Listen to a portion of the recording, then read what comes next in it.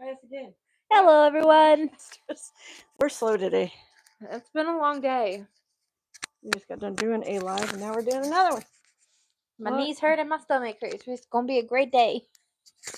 Hold on, I gotta pull up. All right, so we can read There your you comments go. easier. Yes. All right. That way we're not sitting there trying to figure out what you're saying. Oh. Okay, so we're gonna probably mute it because I will get distracted. I am gonna be honest. I know myself 100%. There you go.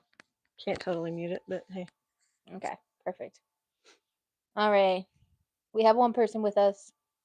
Who is Hey, one person. Oh, that's us. No, that's either Angela. No, she's quick. One watching. That's us. So who's on here? Who's on here watching? She says it's us. I don't think so. Stop laughing at me. I can feel the cat. I'm laughing at myself. Such a dork. We're watching ourselves, folks. Yeah. Okay, so we are talking about Miss Katy Hawelka. Hawelka, yes. So the beginning is gonna be all about Katy, her family. Oh, and I forgot to put it. My bad. No, I forgot what it was. Oh, essay. Yes, there will be talks of essay and then a brutal assault. Yes. I will say that.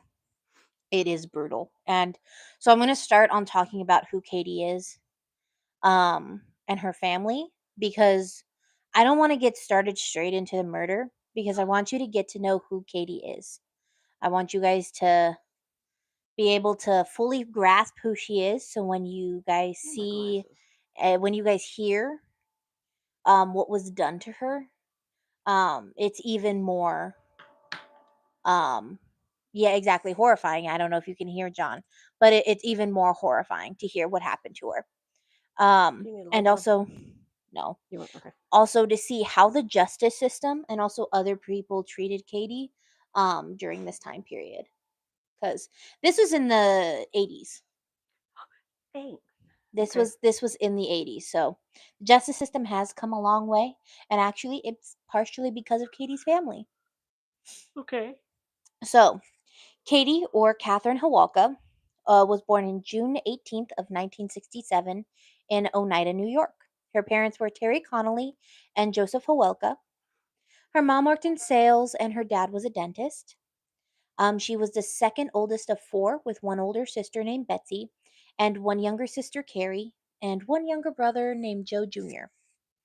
The parents divorced in 1972 when the kids were young, and the divorce was amicable. It was actually a super healthy divorce. Oh, okay. It was just straight up, I think things is over, I think we're done, and they just split. The kids adjusted really well to the divorce, and Joe remarried a woman named Janice, and the family blended really well, and they got along really well together too. So it wasn't like Janice was like this evil stepmom person at all. They just like got along really well together. Kind of sounds like the beginning of the one we did last week. When the family was close knit. You know, is that the cause? And then so Katy was always called Katy or Kate. Her full name was Catherine, but they called her Katy or Kate. Her mom actually called her Never a Bad Day Kate. Okay. Because that's how happy she was. She was a happy soul, and she was a happy person, and she had been that way since she was a young child. Yeah. So she had always been this happy person. Okay. She saw the best in everyone, and she tried to make opportunities for herself and also others. Okay. Many people who knew her family saw that the kids loved each other and would have had each other's backs no matter what. Like, they were a super close knit family, and those kids like had each other's backs. Okay. They were really a big supportive unit of each other. One story that was highlighted in this, it was Joe Jr. was swimming, and then he started to struggle swimming when he was in the pool, and all three sisters dove in to save him. Oh, wow. So he is the only boy out of how many sisters? 3? 4. 4 sisters. Okay. No, 3 sisters, yes. 3 sisters, okay. Betsy, Katy, and Carrie. Okay. So he was the youngest. On December 21st of 1975, are you joining us? Coming out here. How you doing, folks? How you doing? Well, I'll if just you're sit gonna over here in the corner. You have to be in it if you're going to sit there. No. Oh, no snuggle corner. Okay, so on December 21st of I'm 1975, feeling claustrophobic. okay, also this is a drinking game. This is a drinking game. A non-alcoholic drinking game. You are going to drink every time Brian McCarthy tells a lie. And that means if he says this happened, then this happened, then this happened, you drink 3 times. And you will see why I say that. So on December 21st, 1975, all the kids and Joe Jr. survived, and Joe Sr. and his wife Janice at the time survived a fire when their Christmas tree lit on fire. The kids were staying with their dad, and so the tree caught on fire in the middle of the night. And the kids survived because Joe Sr. jumped 30 feet down from the roof onto the driveway. And then he had all the kids and his wife jump down into his arms where he caught them. Did you live? Did you? No, did you die? Oh, did you die? Oh, did you die? Did you? He said to them, "You don't have to worry. I'm going to get you down, and you're just going to jump in my arms, and nothing is going to happen to you guys." And every single one of them trusted him enough to jump. Oh, okay. Janice said no kid took a single thought about it and just did it because they trusted him so much. Until they heard splat. Okay. When he jumped, he broke his right leg and Ooh. left ankle, but he still caught them. Oh, okay. The sisters helped because in the fire their brother was in a separate room. They actually went into his room and grabbed him before his mom, his dad, and his stepmom could. So they grabbed their brother before anybody else did. Okay. So when Terry woke up, she was notified of this, and she was like, "I could have lost my whole entire family in one fell swoop." So she kind of had an existential crisis because of that. Mm. So Katie was close to everyone, but she and her little sister Carrie were besties. They did everything together. Carrie said her friends were so surprised they were close because they couldn't believe that Katie drove Carrie to school every day and interacted with her at school, while their siblings wouldn't even look their way. Oh, wow. So Katie made it a point to interact with Carrie at school. Your claws hurt.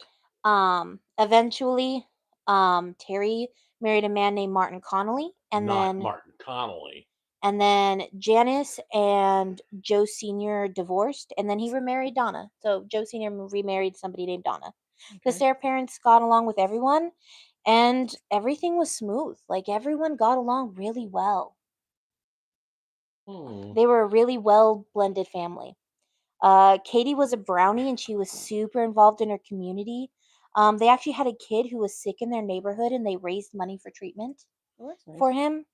In 8th grade, she received a Good Citizenship Award. And then she also babysat most of the kids in her neighborhood. And everyone loved her. Like, they were like... She was the good kid. She was the good kid. When she was in high school, she was a cheerleader. She was on the student council. Well, that's what caused her to go nuts. She was on pep club. She was a student body president. She played clarinet. The one that got murdered. Yeah, she's the one who got murdered. Yeah. Yeah. This is why I don't say anything until she's reading, because when she's reading, so you gotta shush. When she was in high school, she was again a cheerleader on the student council. She was on pep club. She was on the student body president for a little bit. She played clarinet in band, and she was on the yearbook community, and she was the treasurer for her local school sorority. Lord, how did she do all that? I don't know. I went out for one sport and barely lived through that. She was also considered, like, she was basically, the like preppy girl style that's there with the polo shirts and then the skirts, and that was her style. She graduated with honors too. So she graduated top of her class, and she was accepted into her first choice school, Clarkson University, where she wanted a degree in finance or a business degree. Clarkson? Okay. Katie's family was very happy that she wanted to go to Clarkson University in Potsdam, New York, because it was considered a really safe school instead of one in the city where there was a higher chance for crime. Mm-hmm. Because it was like in like a rural area of New York. Clarkson University actually didn't start letting women into college until 1964. It was an all-men's college. So Katy said she wanted to go there because she wanted to be a part of the movement to break down barriers there. Okay. Good for her. Saying women belong, basically saying women belong in higher education. In her first year, she made a ton of friends. She had a roommate named Nancy Parks, and they were immediately best friends and basically considered themselves sisters. Nancy heard about immediately. So basically, Nancy then had to transfer out, and she moved pretty far. But eventually, when she heard the news later on, it devastates her. Nancy returned. So Katy returned to Clarkson, and she was living with 3 girls in the Woodstock apartments on campus. So on her second year, that's where she was going to be living. And on August 28th, she was on campus and she went out with some friends and a roommate to a bar that they frequented called Bogies. She is 19 years old at the time. So they did have fake IDs. as you know, college kids do. This college kid didn't do that. They hung out with friends, and that night she was really close with a Todd Kilburn. He was a frat guy and he was really sweet to her.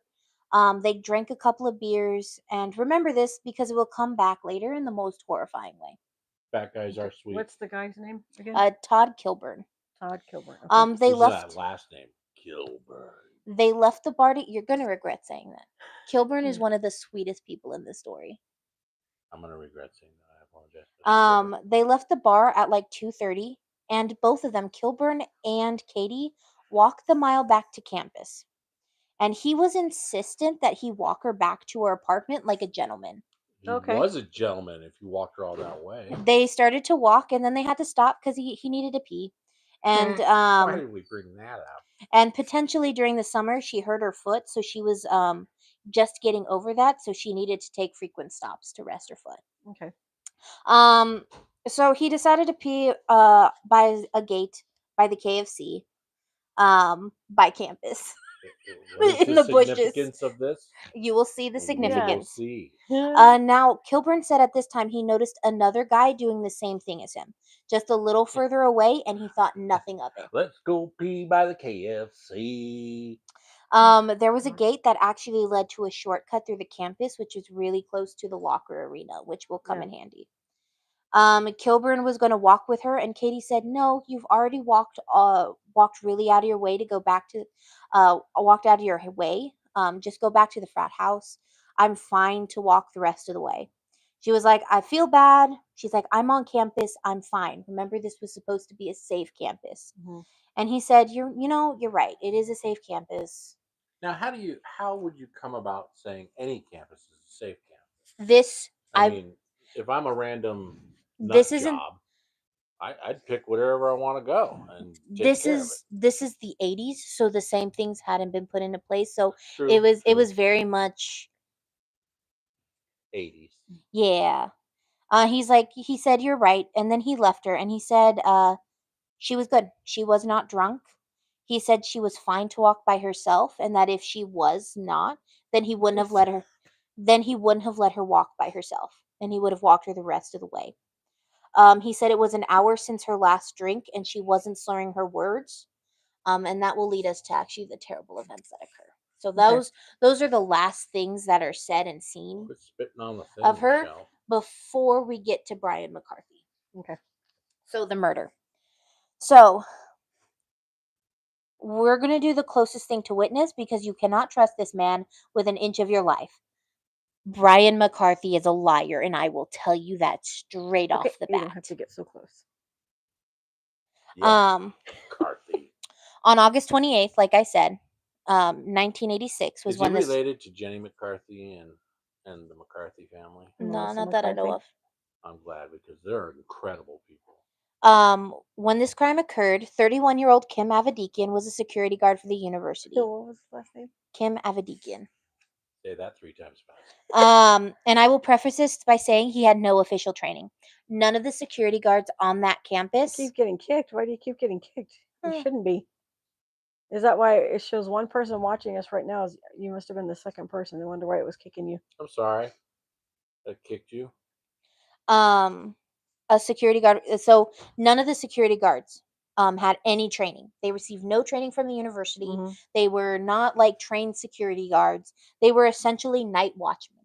Okay. Did they have guns? No. Oh man, that sucks. He was working the overnight shift and he was in the locker arena where the university was storing their computers. Now, remember, this is the 80s. Computers are a big deal. Hair metal was too. He said he was just inside making sure no one was going to steal them, Oh, okay. especially because of the time. She said she's going to have to watch the replay because her internet signal is being stupid today. Okay. Steal them, especially because of the time of the day.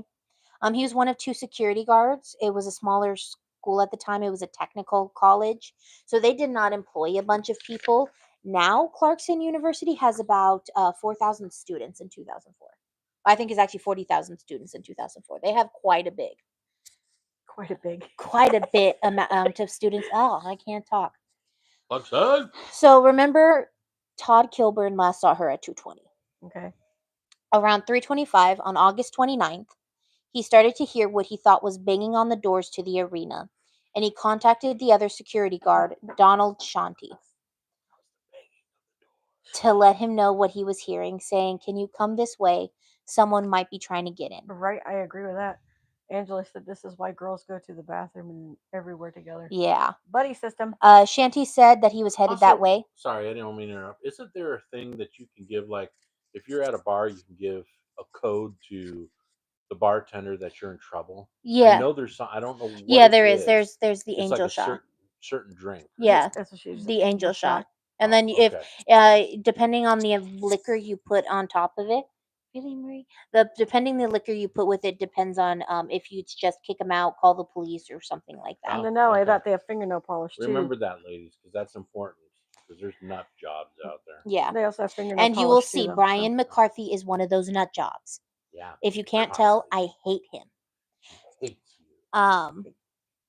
So I'm not scooting closer. Hater. So Shanti said sure, and they were headed over that way. So he goes over there, and he saw one thing next to the arena, and he said it was a couple that appeared to be having sex next to the arena, on the grass, next to the back parking lot. Shanti said that this guy had dark hair, and he looked up and he made eye contact with Shanti while he was driving into the parking lot. He looked away and continued doing what he was doing.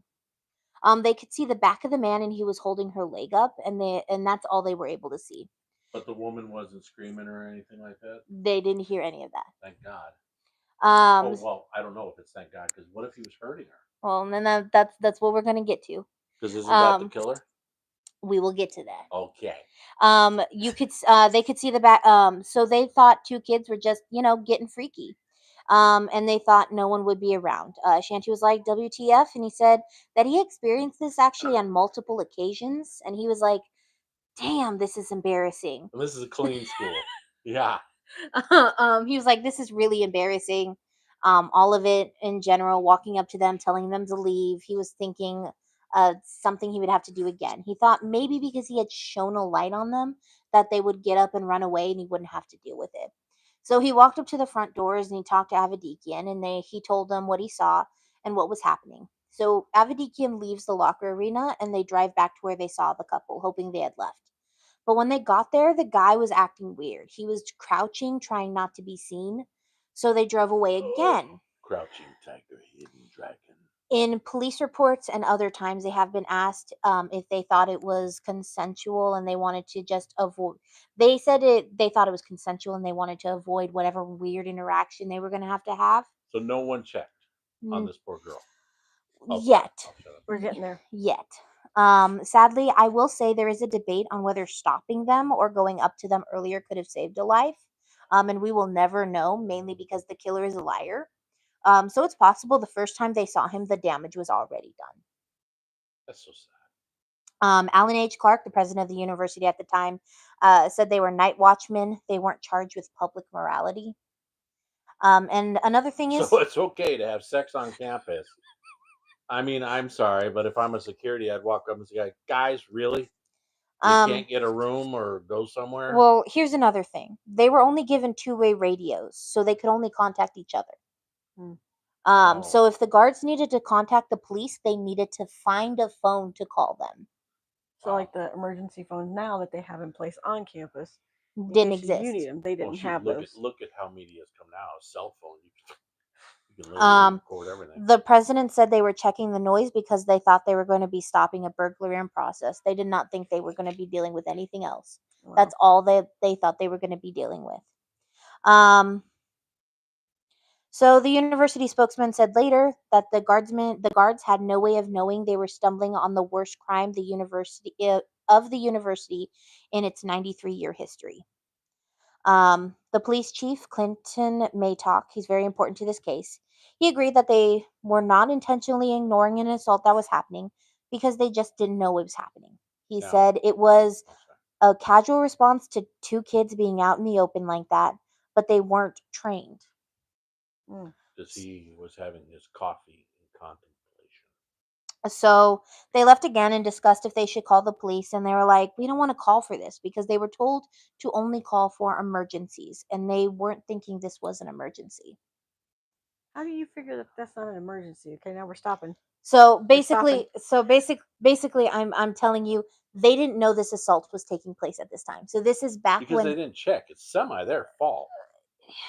I mean, no, it's not their fault that this poor woman died. But if you're security and you're walking around a campus and you're seeing two kids humping on the ground, you might want to go check on it. But that's what you think is happening. You don't. Then you'd still go check on it. Because, well, at the time, it's an SA. It was an SA instead of just them having sex. Well, so SA. they What is didn't. SA? So we have to do a disclaimer because of the sexual assault that's in the story. Yeah. It might trigger people. So whoever's coming in to watch, just so you have a heads up. There is, I guess, certain from the story exactly that's going on in this. So basically, I gave you a little heads up. So there was an assault. So the first thing they see is two kids having sex, and they're like, okay, this is embarrassing. I don't want to deal with this. I've dealt with it too much already. They drove away. They come back. He's now acting suspicious, and they're like, maybe he's trying to get away. You know what? We're gonna leave again, and we're gonna see if it's an emergency. So you just said security has dealt with this a lot? Yes, one of the guards said that they have had this happen repeatedly, that they have had to break it up before. Again, why is security not? Because if it's happening that much, you would think something would happen. They'd be expelled from school. Or the only reason they were there, the security was there, is they weren't even security. They were there just to make sure the computers didn't get stolen. So you are correct, Angela. Yes, you would want to break it up, not just keep walking. Yeah. So because they were told to call for emergencies and they weren't thinking this is emergency. So they go back one more time to shine their lights on them. And if they don't call, if they don't stop, then they are going to call the police. They're like 3 times as a charm. So they drive over and the man is gone. And they went, oh, thank God. We don't have to stop anything. We don't have to break him up. And then they look over and the girl is still there. So they go up to the girl. And she was lying still and she was partially nude. When they got closer, they realized her head was in a pool of blood. And those guards started panicking. No shit, I would too. And they sprang into action. Avedikian ran to get a phone and to call the police because again they had to find a phone. Because good for him, at least he reacted quickly. And Shanti ran to the woman to help her. Wow. In the police report, Shanti said the woman was having a hard time breathing. She was on her back and her airway was probably filled with blood. He said he tried to help her by moving her head to the side to clear the blood from her mouth to help her breathe easier. Sounds like he has some medical experience. Because she was gurgling and struggling to breathe. He was really worried about her because of all the blood and the struggling to breathe. The police report said that when the police arrived, Shanti was still holding her head, trying to comfort her. What a good guy. Salute to you, dude. Yeah. So when the police got there, they looked at the wall because she was laying on the grass here, right? Mm-hmm. And there was like a wall immediately behind her. Yeah. So of course you're going to look at the wall. You're going to make sure there's nothing on the wall, right? There was blood as high as 7 feet on the wall. He was hitting her with something. Jeez. We will come to that. Immediately they theorized her head had been smashed on the wall a couple of times, and that is what caused it. Oh, hence why it was up so high. So now while Avedikian was on the way back from calling the police, he noticed a man with dark hair balled under the stairwell about 50 feet from the victim, and he was hiding underneath the stairwell. Oh wow. He didn't know if it was someone who was hiding or if he was hurt, so he notified the police about the guy immediately. So some officers went to the victim while the others went to the guy under the stairs. Officer John Kaplan, Dale Culver, David Bartlett, and Sergeant James Lewis were the first ones on the scene, and they dragged the man out from under the stairway. The man was fully functioning, he was unhurt, and he was aware of everything that was going on. He had dark hair and a scruffy beard, and he had blood on his shirt. He was overly whining about his back hurting. Like when they tried to move him, he would be like, "Oh, my back is really hurting. Please stop." Can you do that one more time so the viewers can see that? No. No. So they found an ID on him, and they said it said he was Brian McCarthy, and he was 23 years old. So as they tried to question him and ask why he was so close to a woman who was severely beaten, he kept asking, "How's the girl?" And it was coming off, and it was coming off like he was taunting them. There was like no real concern in his voice or actions. It was "How's the girl?" They should take these type of people and No, we'll get to what his let certain people do the same thing they did to that person. Oh no, that would never happen. He claims, so as they're pulling him away, he claimed that he heard her screaming and he came to save her. But her attacker, who was a man in a black jacket, kicked him in the back and he passed out. He's a ninja. Okay, that's a hint. It begins. Also, I forgot to drink from when he said his back was hurting. Oh. God dang it. I'm not doing that. Had kicked him in the back and he passed out. You said it again. My bladder's going to be great today. He had problems telling officers where the kick happened to him. He said it was his lower back, then he changed it to his upper back, and then he even at one point said it was his head. So drink to all three. Now, when the police were looking at the victim, they actually realized that she was blonde, but most of her hair was covered in blood, giving it a reddish tint, and her face was bruised and swollen beyond recognition. And her clothes had been ripped and torn, and she was only wearing a sweater and a button-up shirt that had been pulled up to expose more of herself. As emergency personnel showed up, she actually coded and was brought back. So she was brought back to life? Yeah. Oh, poor thing. Then she was in I'm glad she was brought back to life. When she was in the hospital, she was identified as 19-year-old Katy or Catherine Hawelka. 19 years old. Yeah. Ladies, please, if you go anywhere, have someone with you. Her mom had she actually had been dropped off the day before her second year at Clarkson. So she had been dropped off on the 27th. Her mom has woken up before dawn with a police officer telling her that her daughter had been attacked on campus and it was at the hospital.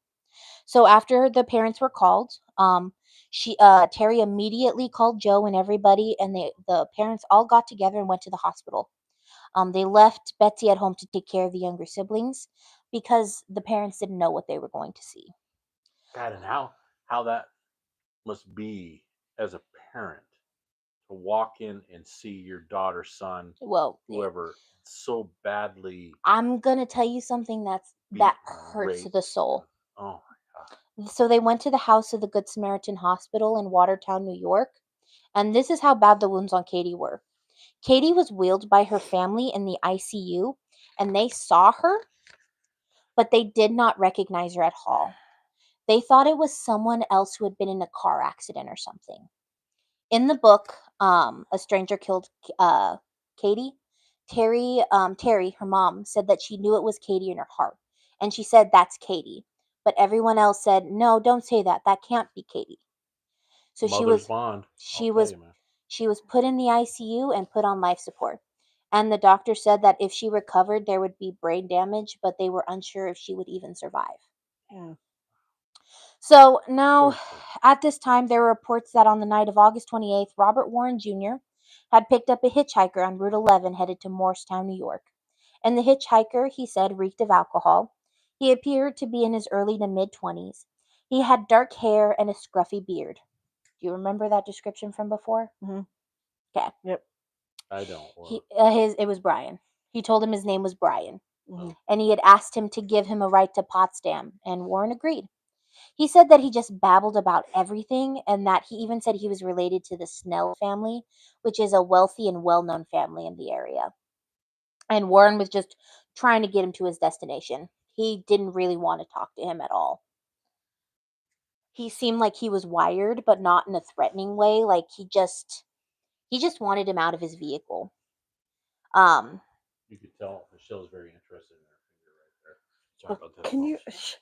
But he also didn't want to like say get out of my car. He was like, he's wired and I'm gonna take him to his destination, but I'm not gonna make him stop. Like I want him out of my car, but I'm not gonna make him get out of my car. So he had an uncomfortable feeling about the dude the whole time in his car. Yeah. Okay. He couldn't just he seemed like he was on something. Brian said that he was telling Warren. Well, he was, didn't he say when he got in he reeked of alcohol? Yeah. So right there, strike one. Brian was telling Warren, it's crazy. I got in a pretty violent confrontation earlier today. So they have Brian in custody. This is just something that happened earlier in the night. Okay. Before Katy's attack. So we should say flashback. Flashback. This is before Katy's attack. He goes, it's crazy. I got into a pretty violent confrontation earlier today at the Chateau Bar in Winthrop. He said the guy accused him of stealing $3. Brian then said he got into a fight and shot that guy in the leg and he fled. And he said that he planned to make sure the guy was dead by 4 a.m. Brian then said, I have a gun, want to see it? And Warren said, no, thank you, I'm good. I don't want to see your gun. You want to see my pretty gun? He dropped him off in the downtown area of Pottsdale about 10:30ish, and immediately after dropping him off, he went straight to the police. He said he was worried that the guy was dangerous, and he wasn't sure if he had actually shot someone, but he just thought the guy was a danger to society. He filled out a right. He filled out a description and said he was wearing a silver watch and a silver stretch band. Now, if that seemed kind of familiar, that was Brian, the guy they found under the stairs. Mm-hmm. So I'm going to go a little bit into who Brian is. Okay. Brian McCarthy was born in Meriden, Connecticut. He was the oldest of 6 siblings, and they were related to the Snell family. His mom was Florence Snell, and his dad was Milton McCarthy. And his mom was actually working at Clarkson University at the time of the murder. Okay. As a child, he was described as a Dennis the Menace type of child. He was mischievous, and it was never like bad, but it was annoying. Okay. When he reached his teen years, he started to change, and he actually started to turn into a bad kid. He was doing drugs and drinking. He was hanging out with bad crowds. He was just going down a really bad path. He was actually kicked out of his home because he was so out of control. Before he finished high school, he quit school. And before he graduated, and there doesn't seem to be any explanation why he left, why any of this happened, why his behavior changed so rapidly. Okay. There's no explanation because his siblings turned out to be super normal. I say that stuff like that, it's something in your brain. Yeah, he was chemicals wrong. A chemical imbalance. Wrong, yeah, chemical imbalance or wrong gene hookup, whatever. Because you notice that a lot of these serial killers, to kill a human being is it's something people can't Use your words. do. Well, they can't do. I mean, yeah, if you're in the military and you're fighting and you have to because you're saving your life or saving others, that's a big difference than if you're going out and picking somebody and going, oh, I'm going to murder this person. I mean, these people are chemically imbalanced and sick. Something clicked wrong. Yeah. I mean, I'm sorry. So I'm not a doctor, so I can't say that that's what it is. But so Brian was just a really angry kid. His family was able to keep him safe and prevent him from being in the media or put in jail when he was under 18. But when he became an adult, there was no way for them to do that. When he was 18, he was charged with larceny and fleeing from the police. He was then again charged with larceny again in the third degree burglary, forgery several times, and a lot of drug possession charges. So And you those say the parents got him out of a lot of these? in his before he was 18. See, and that's where, just me personally as a parent, my kids did that. I'd want them to stay in jail so they learned a lesson. Yeah. Let them learn the hard way, because if you sit there and go, "Oh, I forgive you for punching the shit out of that guy,"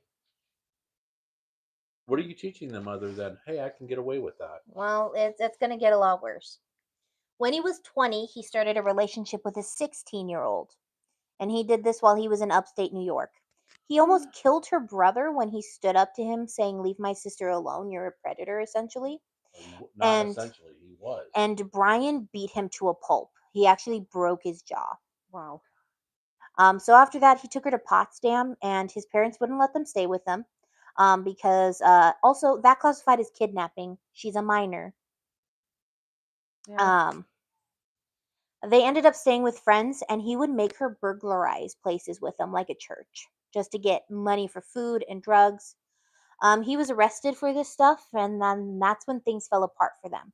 Because when he was arrested, she was also arrested, and she broke down saying, "I just want to go back and be with my family." This is the young girl. This is a 16-year-old. Man, I hope they got her back. Her parents actually bought both of them tickets to Virginia, but they said he wasn't welcome to stay with them. They were just kind of giving him a way out. Then why would they even buy him a ticket? They were giving him a way out. He just bailed on her instead of taking that bus ticket. But that was because in 1985 he was arrested for trying to steal a car, and he went to jail. He went to prison, and he was let out on early parole in Virginia. He got caught on larceny and spent 60 days in jail in New York. Now, if you remember Richard Dominique's case, we saw how difficult it was for jurisdictions in the same state to communicate. Yep. That same communication is not existent for across state lines. Because if New York had told Virginia that he had been arrested and put in jail for larceny, he would have been put back in jail. This is Oh, wow. why our government should raise more money for law enforcement, firefighters, ambulance drivers. They are not getting what they need. There needs to be, and there's been debate about building a computer system that basically connects everything together, so having jurisdictions talk to each other. Yeah. The problem with this is, and I hate to say this because California actually implemented a bunch of laws about this with jurisdictions, a lot of them don't want to. That's crazy. That's because they don't want to transfer that information because it's theirs, and they don't want anybody else to touch it. It's a weirdly possessive thing. It's like, you know how in like all those crime shows you see the police are like, "Oh, the the feds FBI are is here, here." Yeah, it's kind of the same thing. They don't like people touching their stuff. because then they get credit for it. But the thing is we're talking about people's lives here, Mhm. and we are talking about, if I can catch a Jack the Ripper, or hey, you know what, I don't want to give that information, so Jack the Ripper goes on and continues to kill. Yeah, What's more important? and that's the thing. There's been a lot of talk about that. There's been a lot of things. So, um, there. So let me go back to where I was. Michelle, tell us how So, you really feel. how they didn't see the Can't get escalation, a word in edgewise. how they didn't see the escalation in his actions is beyond me. Because he started with larceny and forgery, and then burglary, and then he beat someone up, then he kidnapped a girl and forced her to commit crimes with him. So there's obviously an escalation in his behavior, and everyone's just like, Now, okay. when you say forced to commit crimes with him, she was scared to death. That's probably why she did it. Probably because he was also hitting her. He was on drugs. Terrifying. Um, and if he had been arrested for breaking parole, he wouldn't have been out, and Katy Hawelka wouldn't be where she is. 1 month before Katie's attack, he actually got into a fight with Leonard F. Page, a 35-year-old insurance agent at a bar. They ended up bringing the fight to an alley, and McCarthy beat him so bad he almost killed him. McCarthy must have been a pretty good fighter, from what I'm getting. The guy never pressed charges for the attack that night. Nobody knows why he didn't press charges, but he never pressed charges. Probably scared shitless of him. So we're going back to the night in question. Get ready to get your drinks, guys. Get your drink. It's right there. Okay. So 7 hours after Katie's attack, Brian McCarthy was questioned by police. They did try to verify if he had shot someone in the leg before the attack, but either the person never came forward or it never happened, and most likely it never happened. He had just lied about it. Drink.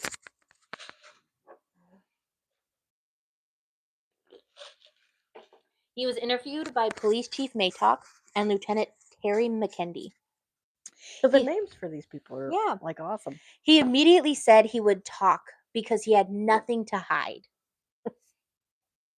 He said that when Katy was attacked, he was peeing by the fence by the locker arena.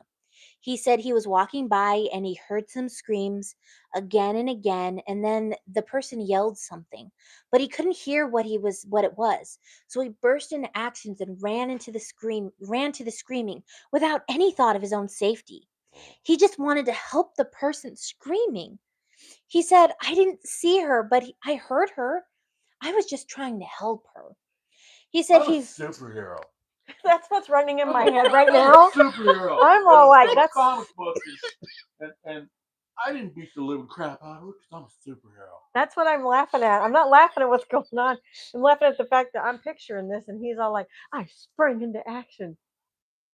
What action I did you leaped from spring a tall building. That's what it's in my head. That's all I'm it's gonna seeing. get worse. I'm like, pictured all this. I'm like, he looks like a cartoon character. He goes, he said, I ran by some steps. No, wait. I went into where the building dips. So he's changing his story mid-sentence. Like, he's going back and forth. Chief Maytalk said, I just let him go on because he was just incriminating himself. I just let him talk. Sounds like it. He was impaired he looked like he was impaired at the time of questioning. So he was like, I came as a superhero to save the girl. He basically was like, he acted impaired. It wasn't so much he was slurring his words, but just how he was acting and talking. Kind of the same way the hitchhiker said he was wired, but he wasn't necessarily drunk. Feed off of it. It must give get some attention. Yeah. So adrenaline rush or something. He said he walked by the dip and there was nothing there, and then he walked out to the road and nothing, and then he walked by the steps and he turned around and looked back, and then that's all I remember. They asked, well, did you see the girl? He said, nope, I didn't see her. And they went, that's weird. Why did you immediately ask how the girl was? And he said, no. He goes, no, wait, I did see someone, and I saw some guy in a black jacket. And then he gets real detailed. He's like, I saw a guy with a black jacket, and on the cuffs of the jacket there were white streaks, but I couldn't tell who was wearing the jacket. He said, did they ask what this person in the jacket looked like? Was he white? She's getting there. Oh, yeah. Sorry. But he couldn't tell who was wearing the jacket. He said he didn't know if it was a guy or the girl who was wearing the jacket. And the police went, I thought you didn't see a girl. And he said, no, I did, because remember I asked how she was. Well, we got him there, didn't wow. This is some dumb assery right here. The police are like, okay, because he seemed to be breaking, because his story kept changing. He then said, I was walking around the corner. I don't know. I just went out and I saw stars and I could taste the grass. I got hit. Taste the grass? Oh. Are you eating it like a goat? Somebody hit me. That's when I taste the grass. I got hit. It tastes grassy. I got hit. I know I got hit. And the police said, well, where'd you get hit? And he goes, on my neck, on my shoulders, on my back. I don't know. It hurts all down my back, between my shoulder blades. It all hurts. Man, he's adding on a lot. He is just, yep. You ain't drinking. He did get x-rays, and there was nothing wrong. There was nothing wrong with him. They gave him x-rays too. Maytalk just let him keep talking because he was incriminating himself, and this was definition on incrimination. It was the whole interview. Like, when they do what's incrimination, they play this interview. Okay. I mean, because he's doing pretty good at it. I mean, he was a superhero in the beginning. I didn't see anybody. I didn't see no one. Then I seen a guy in a black jacket, and it had white stuff on. But I don't know if it was the guy or the girl wearing the jacket. I thought you didn't see a girl. No, I did, because remember Maybe I it asked was you. Batman. You know, remember I asked you how she was doing. Well, he then said the last thing he remembered was the police pulling him out from under the stairs that he was hiding under. And he said he heard a bunch of radios and when he was pulled out from under the stairs. And then he was thrown into an ambulance, strapped to a gurney, and police started asking him questions. And then Officer Peretta told him he was being charged with assault or something. And you're telling me I'm being charged with rape. There was never any mention of that at all prior to this. They had never once mentioned sexual assault at all. So what would you call it if you come across a body that's literally had the life beaten out of it? Clothes are unbuttoned or possibly missing, and they don't call it rape? It would be sexual. Well, yeah, we would. Same thing as that, But they had never told him that, and he's saying him that. Yeah, they never told him that. Okay. They never said anything like that to him. He's adding it in himself. Yeah, So he's adding more charges. Being stupid. They never really originally charged him on that, and they were never questioned. And this was because she was unconscious, and they can't really charge somebody for sexual assault unless like they have a kit done, a test. Maytalk's ears perked up, and he said he let it run. He didn't correct him, and he insisted.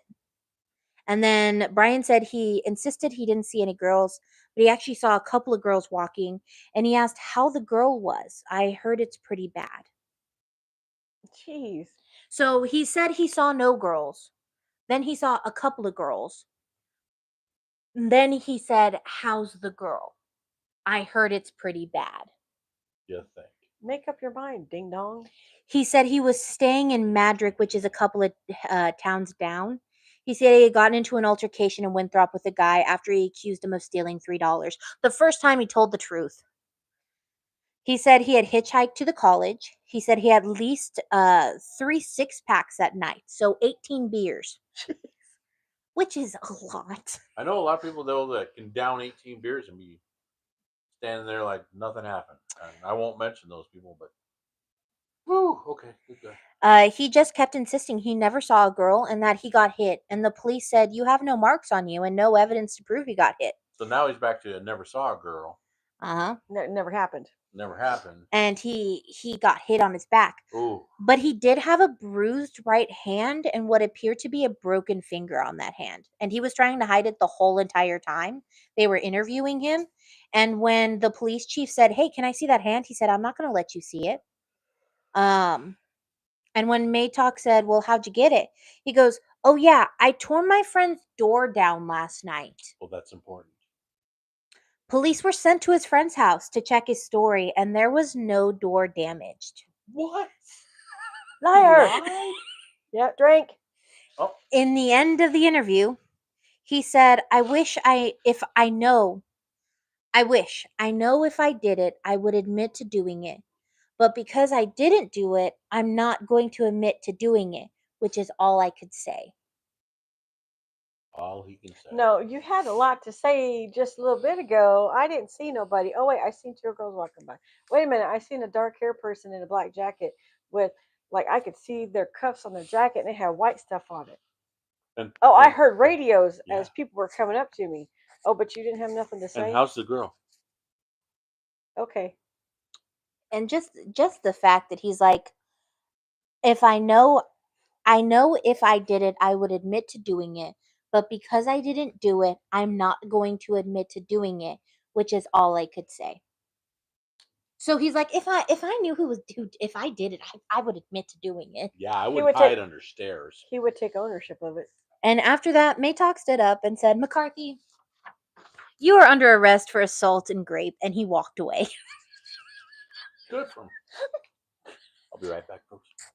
At this point, Brian McCarthy was arrested and was just lying through his teeth. And Katy was in a hospital bed. Oh.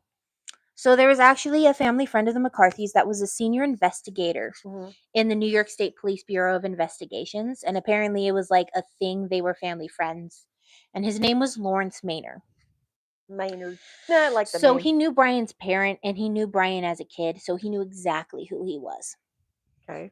And he knew it would be up to him to get him to confess. So he thought that having a friendly face would get him to confess to his crimes. So that afternoon, after they had been interviewing Brian all morning, they gave him a break to get him to stop and think. After letting him have that time of reflection, they let Maynard go in, and he asked to be left alone with Brian. Okay. He asked to go talk to him in the office, not the interrogation room where there's like the double-sided mirror.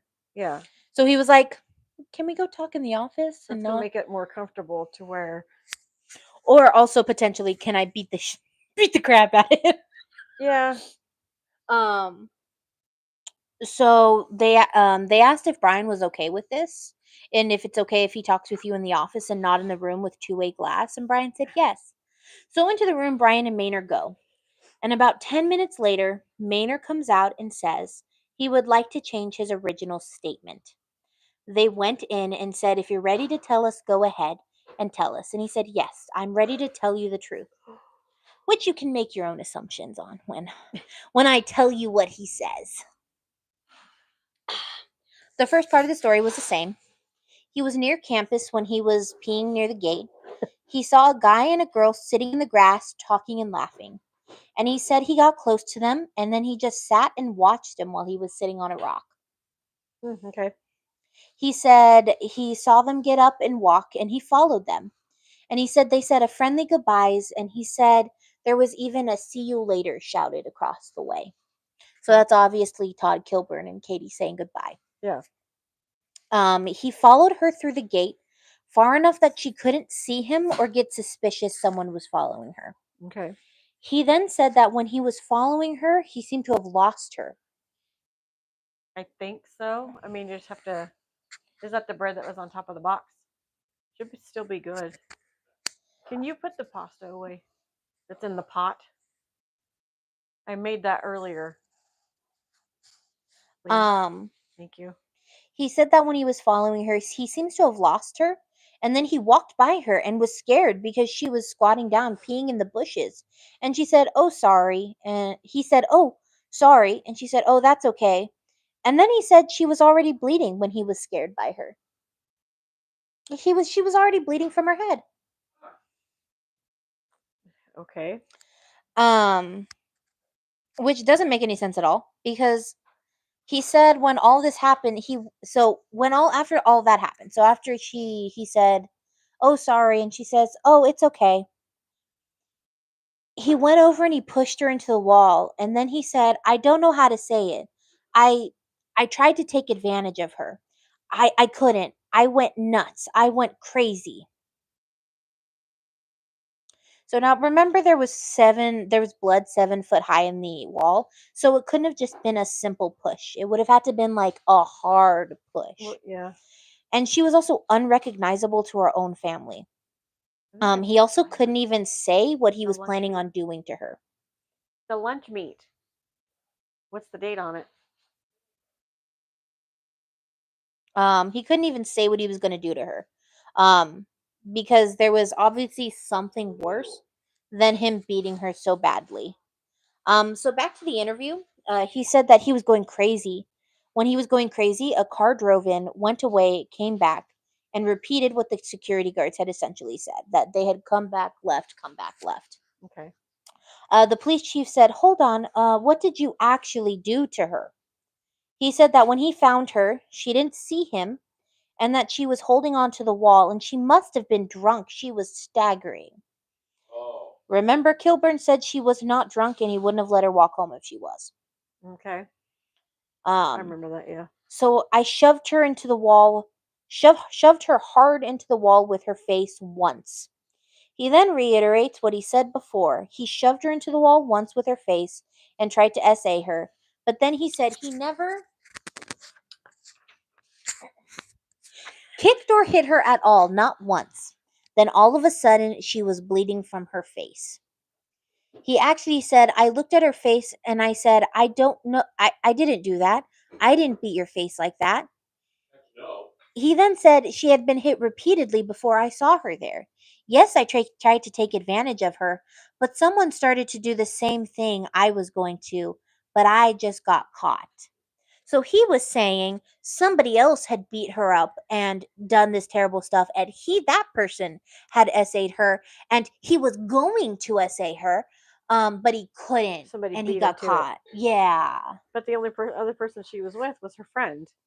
and her friends Yeah. also, based off the timeline, because the last time he saw her was 2:20, and by 3:20 somebody had gone outside and was looking outside. So there is something wrong with this. There's no way that could have happened.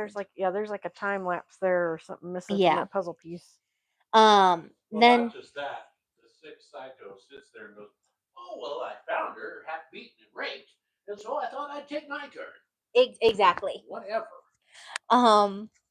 Then he started talking about Kilburn, saying they left each other, and he was screaming at her, and then he screamed something at her and he left her. When police confronted him and said, "But you just said they left on good terms," he said, "No, I didn't. I said he left mad." No, he didn't. No, he did not.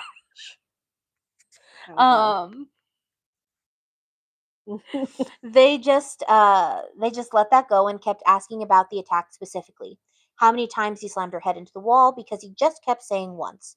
He said, "Well, once really hard, and then the other time I didn't mean to. I was trying to get her out of the corner and help her, and I dropped her, and her face and head hit the wall real hard." He then said, "I kicked her once." And then he went, "I kicked her by accident." Then he How do you admitted kick somebody by accident? Thank you. exactly You can't kick someone by accident. Oh, my foot slipped. And then he admitted to taking off her clothes. He Idiot. then admitted right after that he ran up behind her with all the force he had and rammed her into the wall. How heavy was he? He It doesn't really matter. Yeah, I'm not exactly sure how heavy he was. He There's a followed. grown man slamming a woman into the wall right there. Yeah. He followed that up by saying, "I never punched her or hit her with my hand," which was immediately followed up with, "I hit her in the midsection with my hands, and her head snapped back and she hit her head on the wall." When they tried to get him to admit to kicking her, he then said, "No, I didn't. I was rolling her and pushing her, and I was really mad. I was like picking her up and throwing her, and I was using every bit of strength I had to move her, to shake her insides out." Okay. Yeah, shake her insides out. She's not a dang pinata. That's so sad. He then said, That poor girl, what she must have felt well, going through such a traumatic oh, thing and being so scared and being under the influence, if she was, of alcohol, not being able to defend herself. we're going to get to that, because you think this is terrible. This is disgusting. The lawyers in this case, even more disgusting. They're the monsters as well in this story. We're not saying all lawyers are, But these specific ones. And you'll see why. He said he hid under the stairs because I just SA'd a girl, and then he backed up, and then he said, "Well, I tried to SA her." He tried to say it didn't matter what I did because someone else had done it before him. He then tried to find out. Then we find out Kilburn had a black jacket on. So after saying this, he then had the gall. So basically, he was saying Kilburn was the one who had done all of this before him. Okay. And where did this Kilburn? He went back to the frat house. This He was already, yeah, he had an alibi. He was already gone. He was the one that was walking her back to her room. Oh, okay. If she Yeah. was to be, if she was going to be drunk. Yeah, because he's Nice guy. yeah, because he sat there and he watched them. So after all that, he then had the gall to ask how she was doing and asked to be updated on her condition. No, you don't deserve that. You don't deserve crap. Okay, so Katie's family, while all of this was happening, didn't give in and they didn't hide. They fought. Katie's sister Good for them. Betsy was home with Carrie and Joe Jr. They were teenagers at the time, so they could be left alone. And she couldn't sit and not know any longer what was happening. She wanted to know what was going on with her sister. So she left her siblings at home. She drove to the campus to see what was going on. She went to her apartment and interrogated her roommates, and they told her the story. They were at Bogey's and she was with friends, and that Kilburn had walked her home. So she then tracked Kilburn down on campus and Jeez. questioned him, That's what we call a pissed off sister. and she even went to the crime scene to investigate for herself. Good for her. On August 31st at 3 p.m., Terry and Joe Sr. were told that unfortunately Carrie was brain dead, and they needed to sign the paperwork to remove the ventilator, keeping her clinically alive. There was actually a bunch of legal stuff, because if they pulled the plug, the defense could argue that their client didn't kill her, but the hospital did when they pulled the plug. So they had to have an airtight case saying she was dead before the plug was pulled. And his lawyers did end up using this defense. That it, Those lawyers are pieces of shit.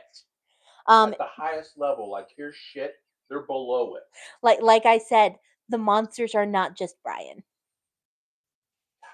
Come on. Think about the family and what they're going through. Their daughter's brain dead, and you're going to be like, well, I think we're going to try to blame the hospital. Yeah. So it wasn't until September 1st when they pulled the plug, and the plug was finally able to be pulled. And her whole family was around her when they did it. Luckily, I'm going to say luckily, she died 20 minutes after she was removed from life support. So that just goes to show. Taken to heaven, and Jesus was like, I'm so sorry. That just goes to show the extent of her injuries. Yeah. That she could not last that long. And the reason I say luckily is because sometimes it takes days. Because sometimes our bodies just go through the motions. Mm-hmm. Fight to stay alive. And it's not even a fight. It's just the brain has stopped functioning, so the body's like, heart's pumping. Okay, we're just going to continue doing what we're supposed to do. I don't know why the brain's not telling us more information. Mm. But she did die 20 minutes after they had pulled the plug. So Terry's neighbor said on the first day when they were originally called to the hospital that she had told Terry that it was going to be all right and Katy was going to be all right. Terry said that she couldn't help but hold a grudge against her neighbor because she loved her neighbor. They were like sisters. But she was so mad that the neighbor had lied about her daughter being okay, so she held a grudge against her neighbor for that. Wow. Brian McCarthy was immediately charged with second-degree murder. And the reason it wasn't first-degree murder was because in New York at this time, that was only saved for cops that were killed and prison guards that were killed. So during this time, it's 80s, only prison guards and cops, if they were killed, only those who killed them could be charged with first-degree murder. Okay. I'm right there with you folks. Whatever. The autopsy was done by Jefferson County Assistant Medical Examiner Jovan J. Kwan and Medical Examiner Virginian J. Allen. Sweet. I know. Kwan noted there was several external injuries from her head, neck, shoulders, to her head, neck, and shoulders. Her face, and she had 2 black eyes, and her nose and jaw were swollen. There was a ton of defensive wounds, including a compound fracture on her index finger. If that tells you how hard she fought. Wow. She fought back. Her cause of death was actually ruled asphyxia due to manual asphyxiation. She had a fractured hyoid bone, which is a telltale sign that someone had been strangled. So the bone actually bends if pressure is put to one side of the head. It bends the other way. So the only way you can fracture that bone is if both sides have pressure on the neck. So let's say, because he does try to argue this, that he broke the hyoid bone by kicking her in the head. So if he kicked her head this way, the hyoid bone actually moves this way. Mm. So it moves the opposite of how your head goes. So the only way to fracture it is if both sides have pressure. Mm. Okay. Yeah. Another way they were able to tell she was strangled was by her brain.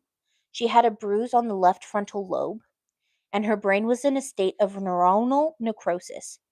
This essentially means the neurons had died due to lack of oxygen, typically done by strangling and depriving the brain of oxygen for an extended period of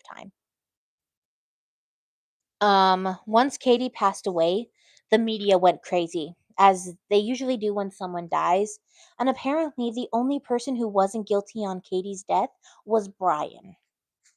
The university, the guards, they were the ones to blame for the murder. Joe Sr. actually made a statement that said, "I have seen the newspapers today, and I have talked to Potsdam police.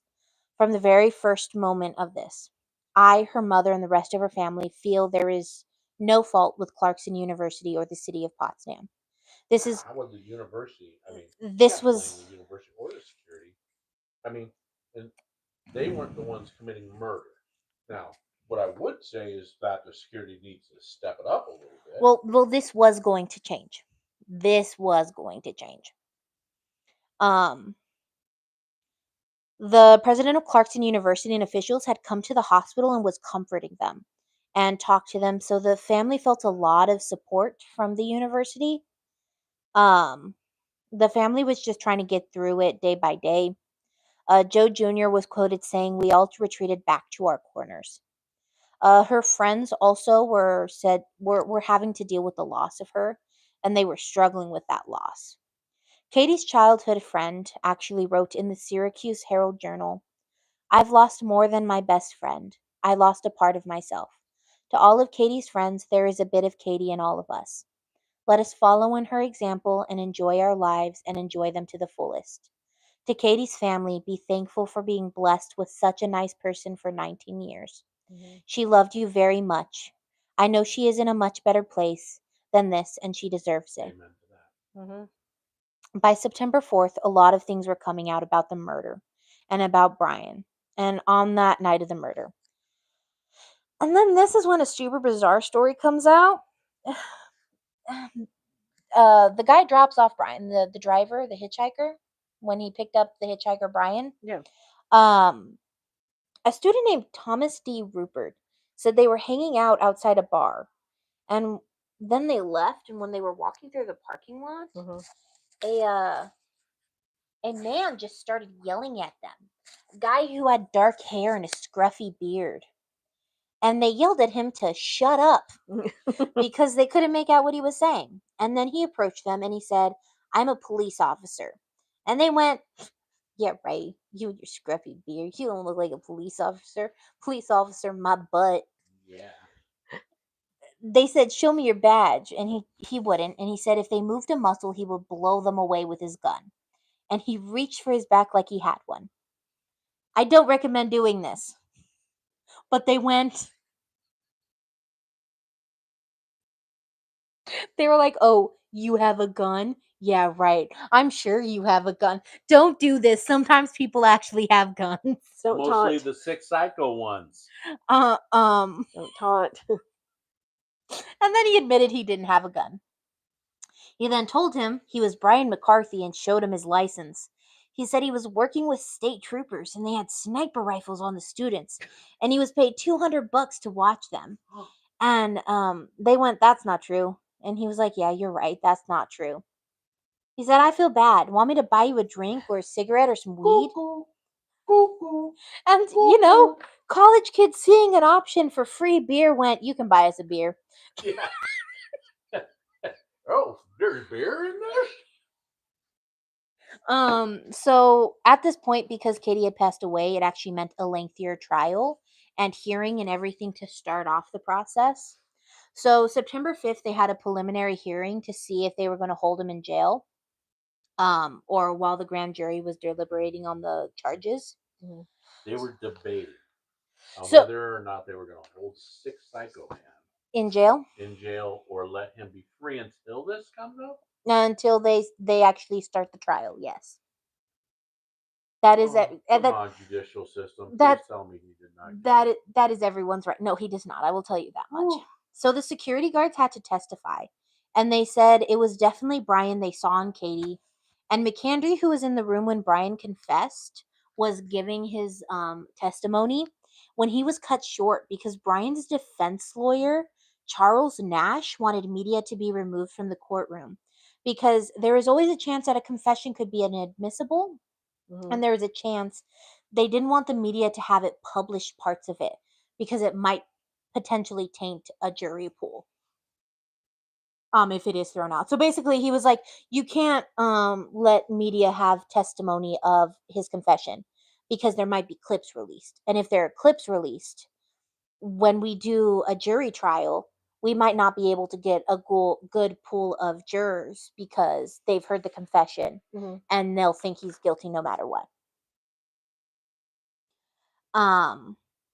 The judge agreed, and she had a psychological evaluation done, and she ruled that Brian would have to stay in jail until the official hearing. He was evaluated, and they just found out he had a really high IQ, but he was not insane. Okay. Bullshit.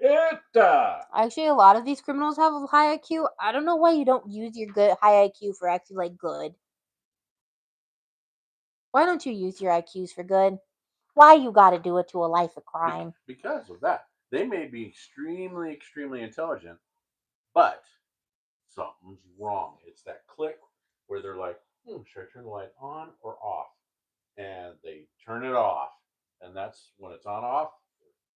6 cycles when it's on. Oh, I'm a PhD doctor, Superman type person like you thought he was. Yeah. So Katie's family was actually kept out of the loop. And they were really upset by this. They wanted to make sure justice was served for Katie, but they also wanted to make sure none of this ever happened to another person again. They wanted to know their rights when it came to this. So Terry, Katie's mom, hired a lawyer, Joseph Fay and Christopher Wilde. Joseph Fay was actually well known for knowing a lot about the insanity defense. And he was like, you know what? I'm going to see if he can do the insanity defense. And they went to Potsdam, and he talked to Peretta. And Peretta basically said, no, you can't read this case file. I'm not allowing you to do that at all. Here, this case file, yeah, you're definitely not allowed to read it. And then he left the room with the case file in front of him. So I'm just gonna leave this right here. Don't read it, but I'm gonna put it right here. Just don't touch it. You can't read it. Exactly. You mean we can't don't touch that. That one. So basically, Joseph Fay and Christopher Wilde said there was no way he could get an insanity defense. Because he made great efforts to lie about it after he committed the crime. Because of the lies he told, there was no way he could say he was insane at the moment of it happening. And the lawyers actually said, you should sue McCarthy for wrongful death, but you should also sue the university for the security guards and the negligence. And you can use this to make changes to the university to help people. Clarkson University said they were doing everything in their power to keep students safe, but Alan Clark, the president, also claimed it was a safe campus. So they were saying we're doing everything we can to make it a safer campus, but it's already a safe campus. Okay, apparently. And I can understand. No, but I can understand safe campuses. They're trying their best to make sure that it's.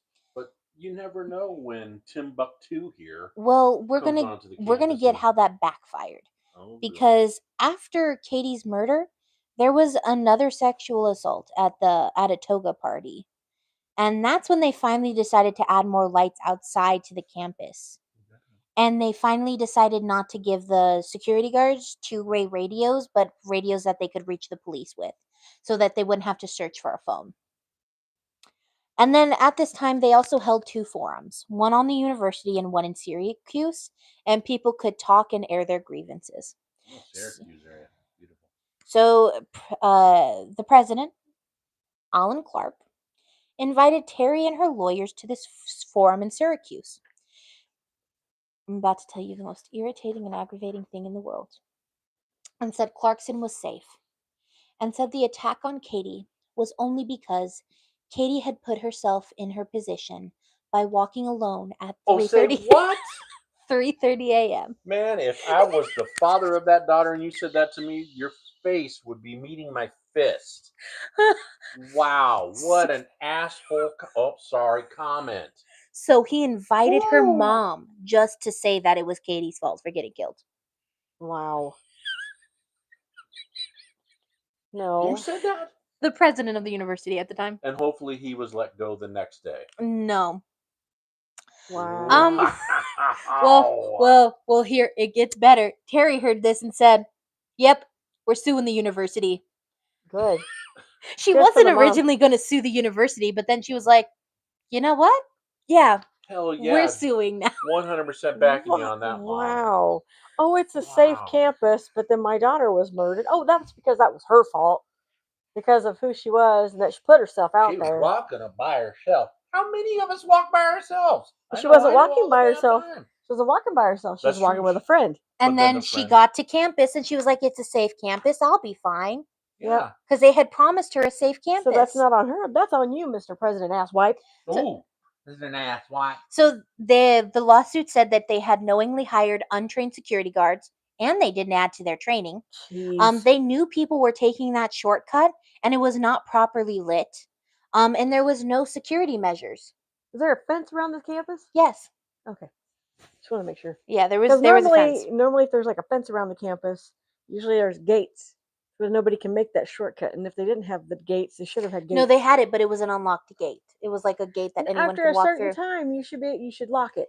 After 6, you Mhm. lock the gate. You give every one of the people that's on campus that's a student a key. So remember how I said the lawyers in this case are the monsters?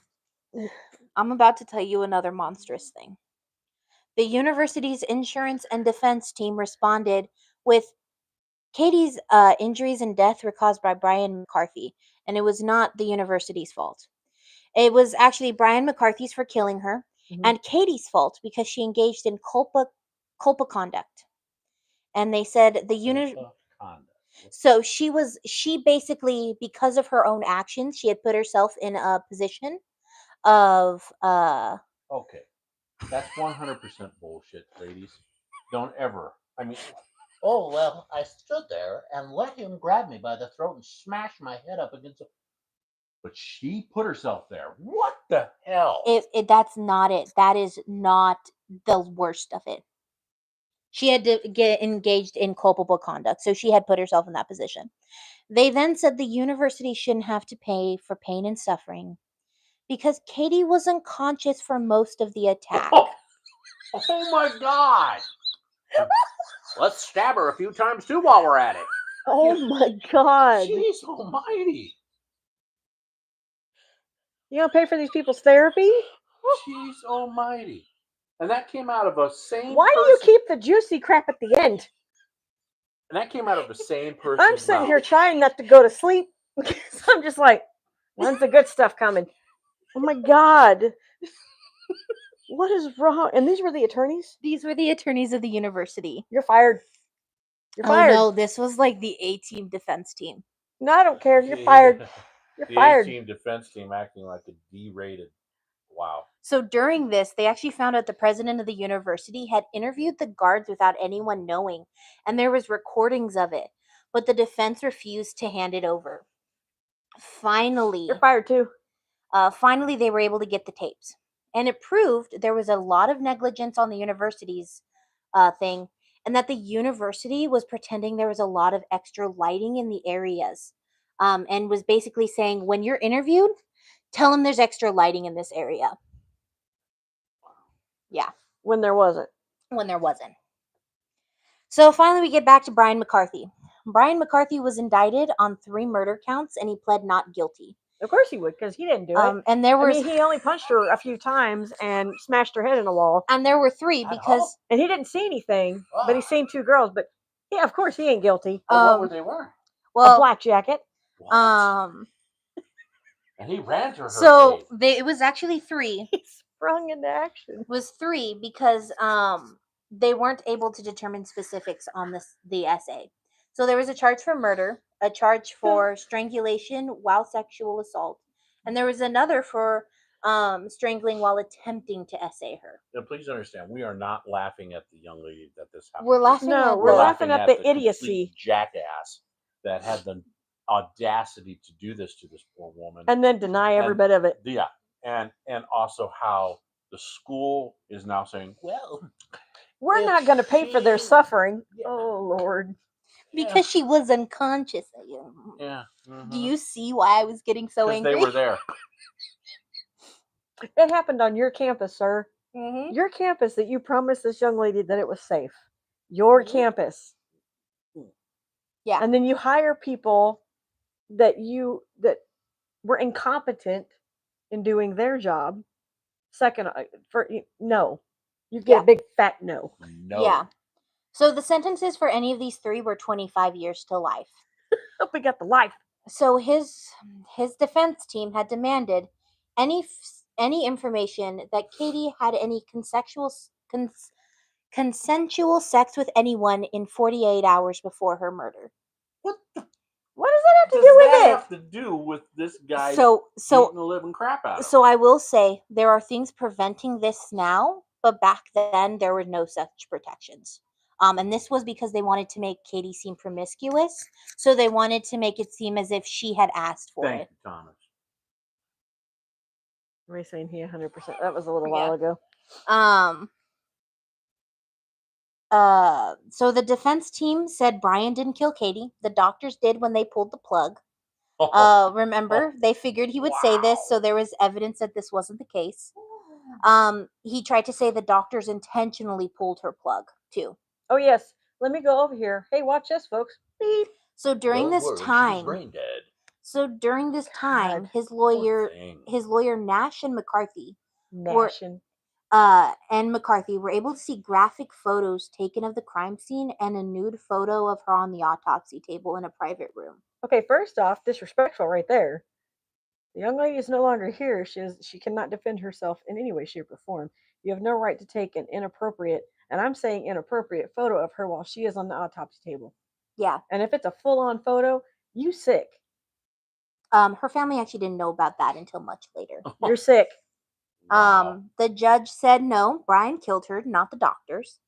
And though they were allowed to know about any sexual partners 48 hours before the crime, luckily there was none.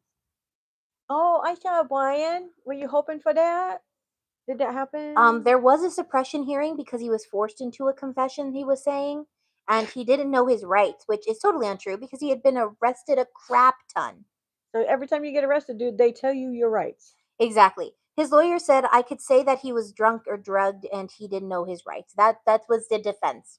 So the defense lawyer got a bunch of people to get on the stand and basically say he was an alcoholic and just a crappy person Which in was general. one person that picked him up that said he was drunk. One. He had his friend Joe Lopez, and he said he saw Brian drink 3 beers and he didn't see him do any drugs.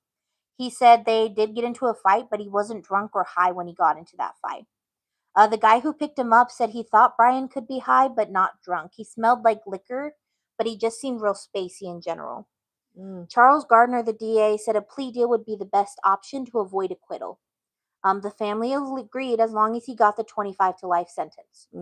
All while this was happening, they were fighting to suppress the confession that Brian gave. And it was actually not suppressed because they couldn't find cause to suppress it. Because while they were trying to say he was drunk and high when he gave his confession, everybody was like, yeah, he wasn't drunk. And he may have been high, but I don't think he was. He was just real spacey. So it backfired on his attorney then by trying to get all these witnesses. President Clark was eventually asked to step down. You think? Because there was another SA on campus that happened after Katy. But also apparently there was other cases that they were covering up sexual abuse on campus with various different people. Shame on them. My God. Dude, you let all this stuff happen on your campus. Did he eventually stepped down. So they ruled. So this is like while they're ruling the confession. Step down, or did they make probably step down? Forced resignation. So while all of this was going on, she's dreaming. So while they're ruling on the case, right? It's all right, Hermione. So while they're ruling on the case on his confession and if it can be suppressed, the president steps down. So back to the confession was found to be able to be used. So to admit he killed Katy. And there was 2 options. He could either plead the insanity plea or plead guilty. And there was no way he was going to win with the insanity plea. So he decided to plead guilty. No, oh, surprise. 8 days later, he pled guilty to second-degree murder, and the charge would be he committed murder while attempting an SA because he couldn't admit that he had SA'd her. He wouldn't have to admit. He would have to admit um saying that it wasn't his intention to kill her. So he had to confess a second time in front of the judge. Wasn't his intentions to kill her, But you but did. yet bashed her head so many times she was unrecognizable, smashed her face in, black eyes, body wounds, took most of her clothes off of her, but Mhm. So he confessed a second time, and he said he stumbled upon Katy and that he was going to essay her. But instead, he decided to help her because she was bleeding and undressed. I tried to pick her up and throw her over my shoulder, but I couldn't stand up that well. And it seemed like she was fighting me. She didn't want any help. Any person's natural reaction to when someone rejects help is to say to hell with them, and that's what I said, and I threw her. And when they asked, "You threw her into the wall," he said, "Not with the intention of throwing her into the wall." Then she said, then he said, "I couldn't tell if her head or face hit the wall." The problem is he said this in front of a judge, and the judge determines if he understands what he's pleading to, or if he possibly doesn't understand what he's pleading to. So basically, a judge can say he doesn't understand what he's pleading to, he can't plead guilty. So Mm, he has to admit it in front of a judge. And mm. he did not admit it in front of a judge.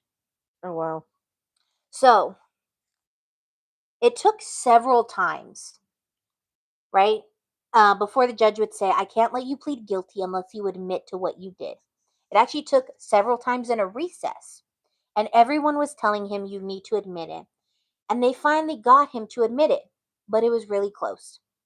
He was sentenced on September 11th in 1987.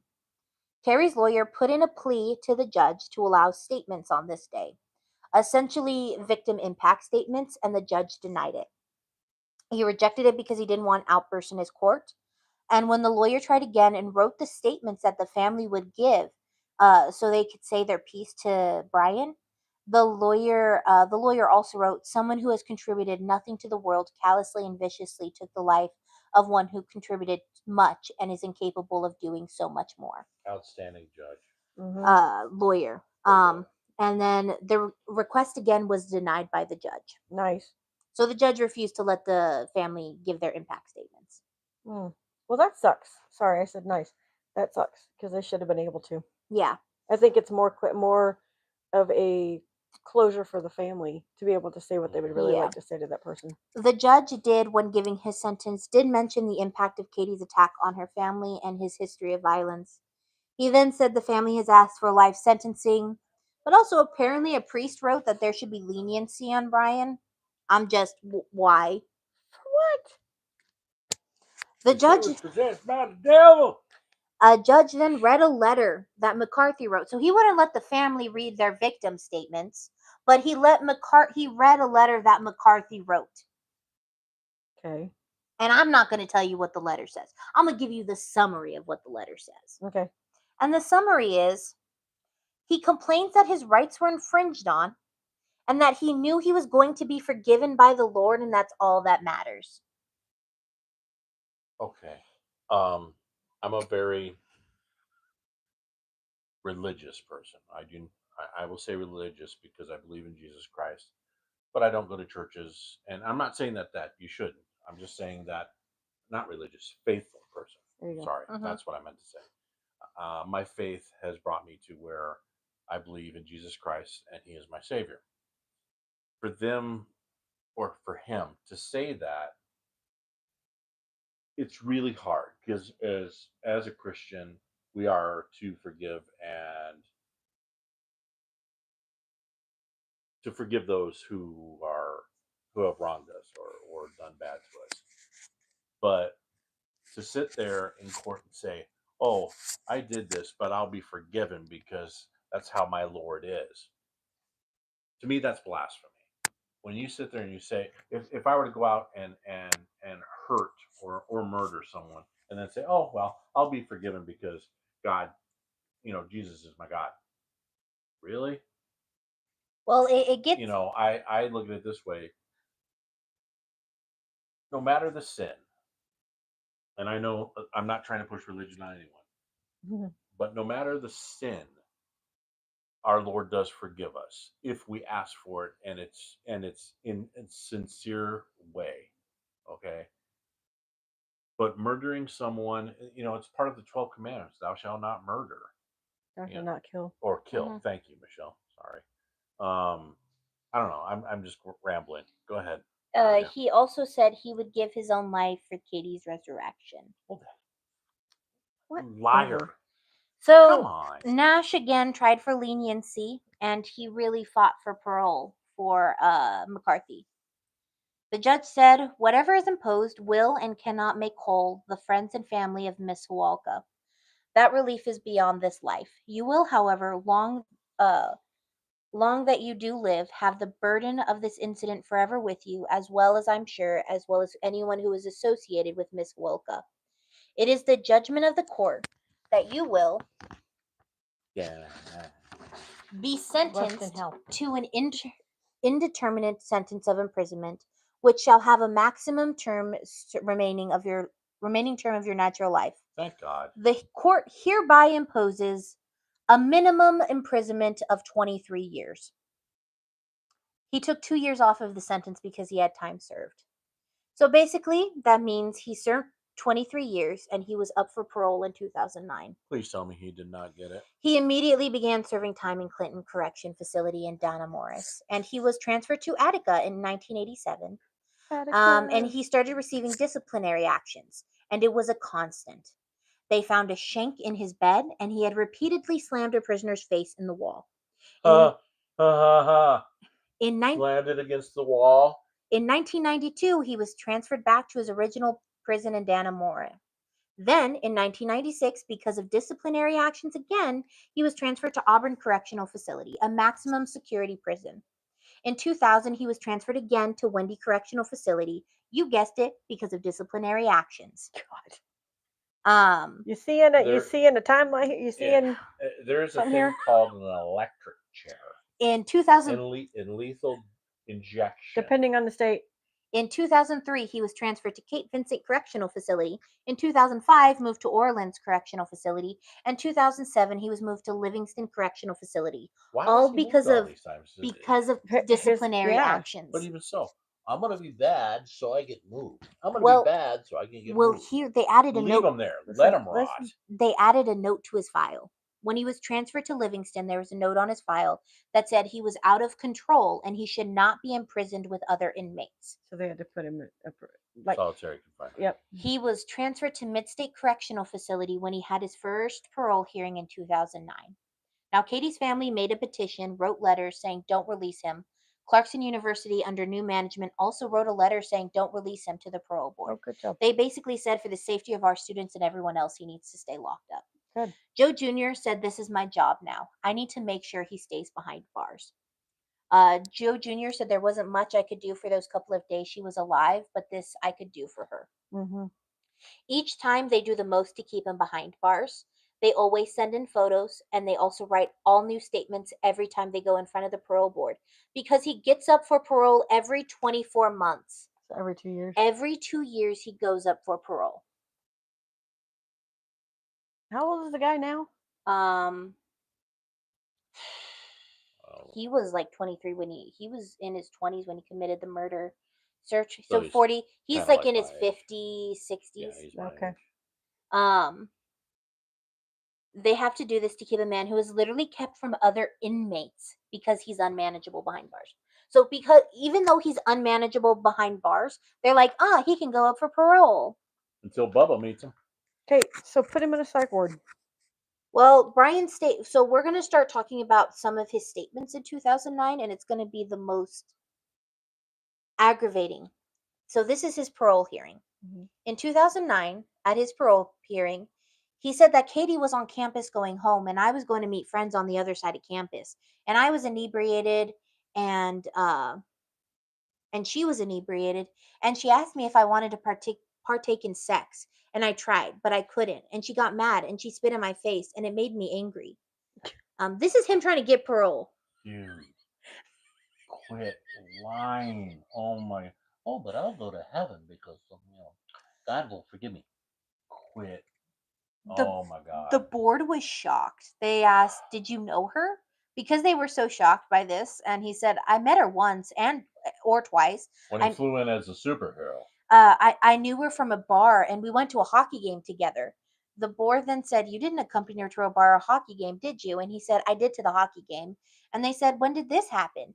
He said, it when did this happen?" He said, "It was not really a date. We were just sitting close to each other, and we were interested in the same teams." Oh. Um, So when they you go and watch hockey, if it's a girl sitting about 6 chairs away from you, you're on a date. well, they go, "Who acquired the seats, So and he said it wasn't a date. how did they get so close?" And he said, "I know someone who works for the college, and they got me seats and utilized them." And they go, "So how did she get that seat?" And he said, that somebody had given that they had given him 4 seats, and the 2 people that were supposed to go with him and Katy. Sorry, the 2 people who were supposed to go with him and Katy, they dropped out. So the 2 of them went to the hockey game by themselves. So none of this happened. None of this happened. Obviously.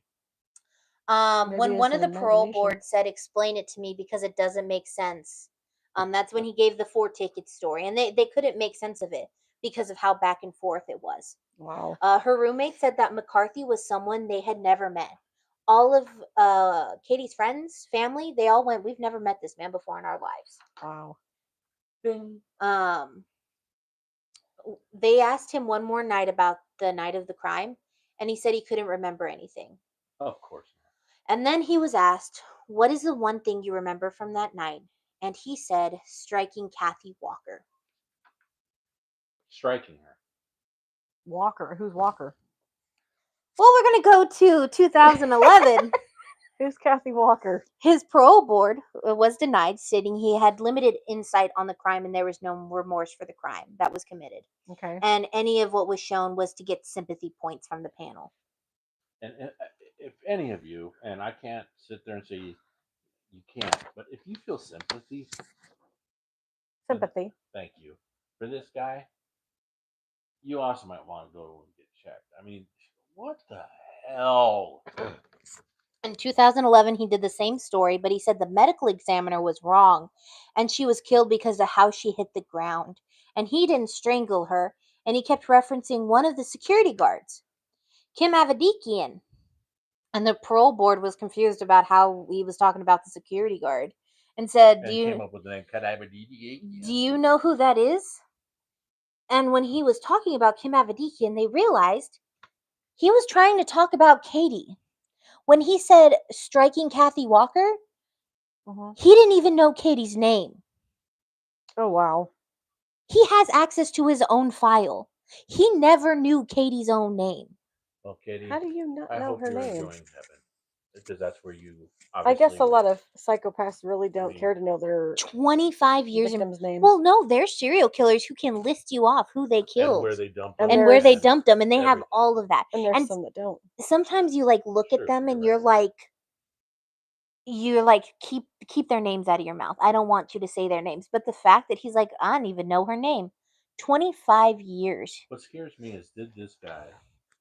Yes, he got caught for this, but did he ever do this to someone else? The world will never know, ever. That parole was denied. And at one of his most recent parole hearings, his own family actually wrote a letter saying he needs to be kept behind bars. And they have all severed ties to him, and they apologized to Hawelka's family. Wow. Um, I mean, Both kudos to his family for doing what they did, because yes, he has done a horrendous act, and you want to stick by that family member to show your support to them. That hopefully things turn around for them, but for them to now sever, that sucks for him. yeah. No, he I know, put but I'm himself- saying it sucks for him because now he knows I don't have that support no more. I don't have family to come sit there and see how I'm doing and all this bullcrap because he did this shit to himself. Clarkson University decided to settle. So he's in prison. It's now come to the university has decided to settle.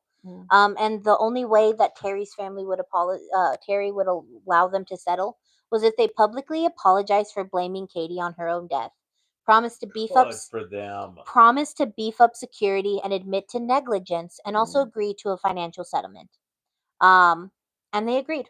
They did all of this. Wow. Good. They publicly apologized for Katy doing that. They did try But they to should have made the president that said those nasty words apologize. apologize. They did try to distance it from being their fault when they did the apology, but they did apologize for what was said.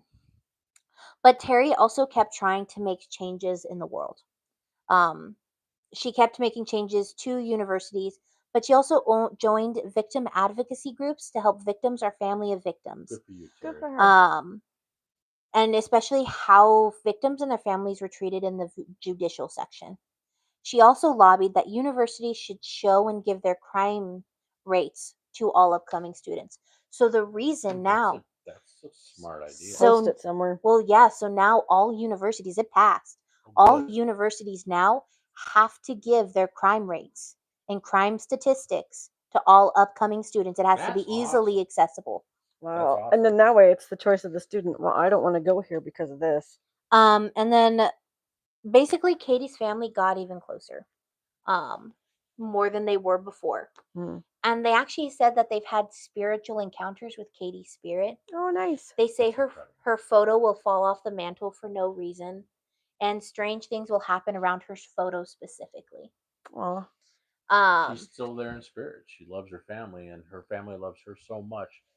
You Mhm. know, what an incredible bond. I mean, it has nothing to do with this, but my sister passed, and it was incredibly hard for our entire family. But we know in spirit she has definitely visited my brother, her son, her daughter, in her own way, Mm-hmm. and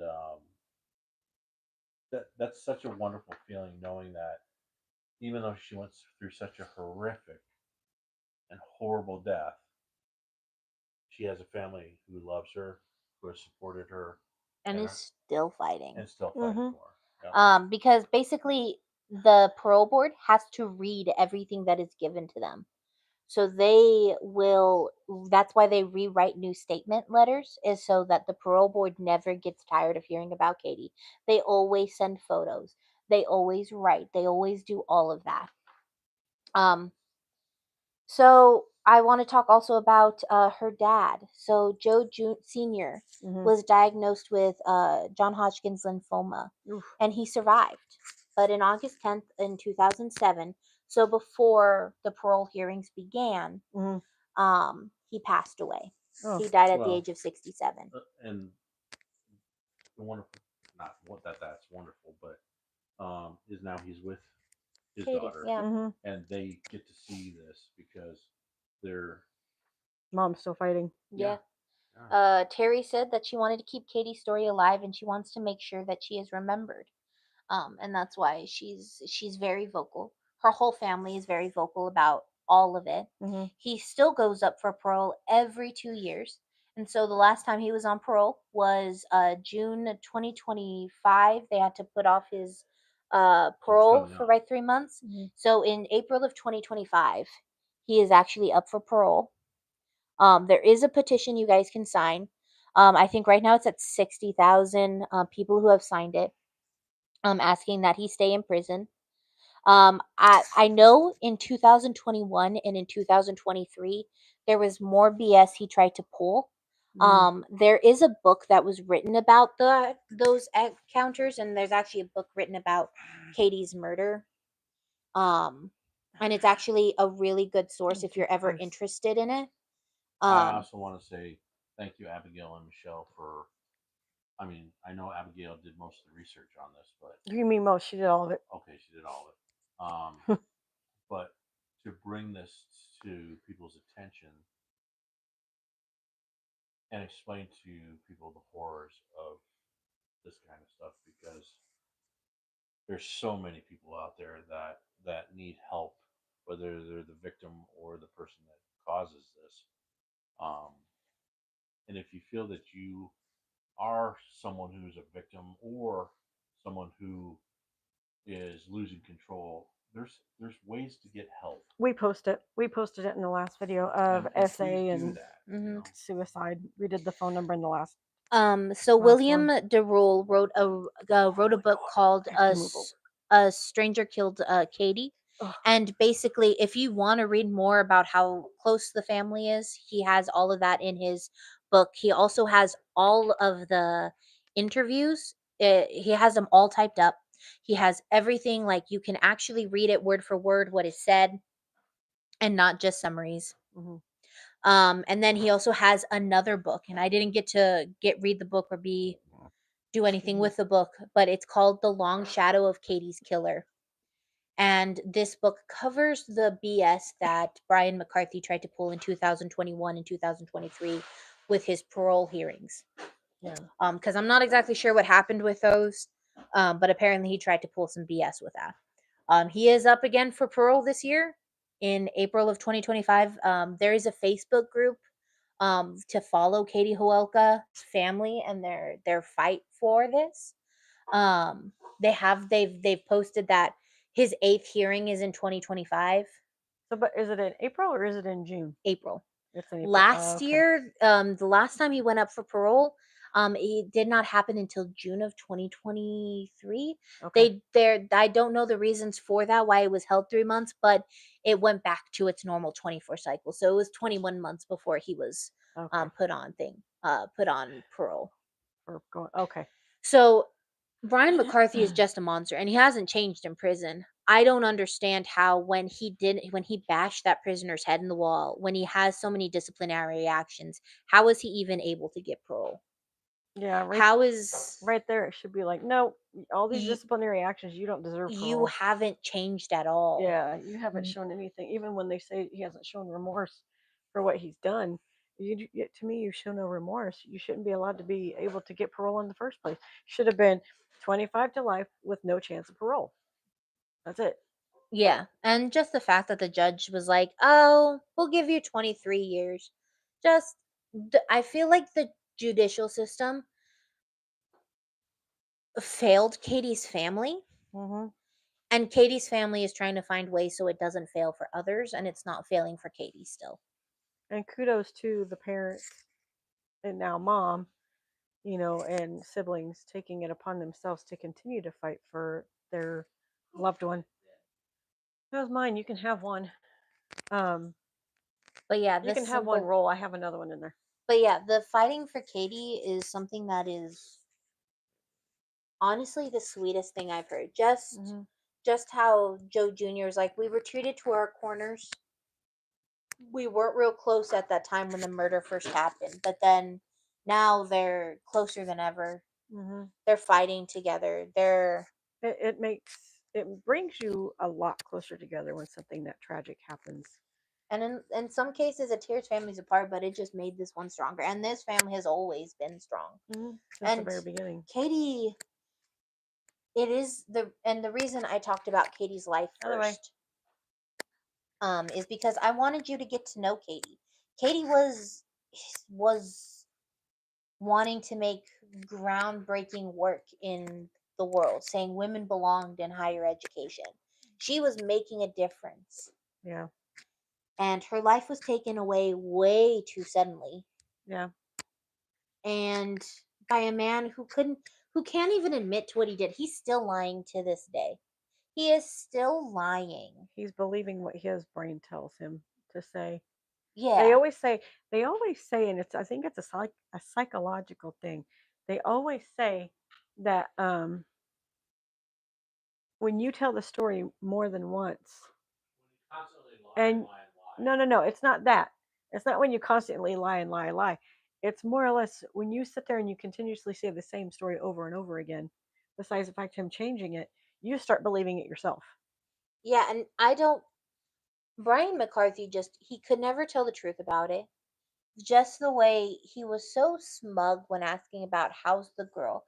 And the fact, I fully believe Brian McCarthy, the fact that he had assaulted the brother of the girl, the 16-year-old, and broke his jaw. He had done it a month prior to another gentleman and almost beat him to death. but there were no charges And then brought does in it? that case. And then does it in prison? And then he Smashing a does it in- dude's face in the wall. He obviously should not. And again, there is a note on his file stating he should not be with regular inmates. He is unmanageable. And you want to release someone who is unmanageable to the public? If Katie's family was not fighting as hard as they were to keep him in prison, He'd be walking the same he streets would as be us. walking the same streets as us, which is a terrifying thought in my mind. Because you Mhm. don't think he would do it again? He only got 23 years last time. Yeah. I mean, What's don't know. another 23 to him? He's already done it.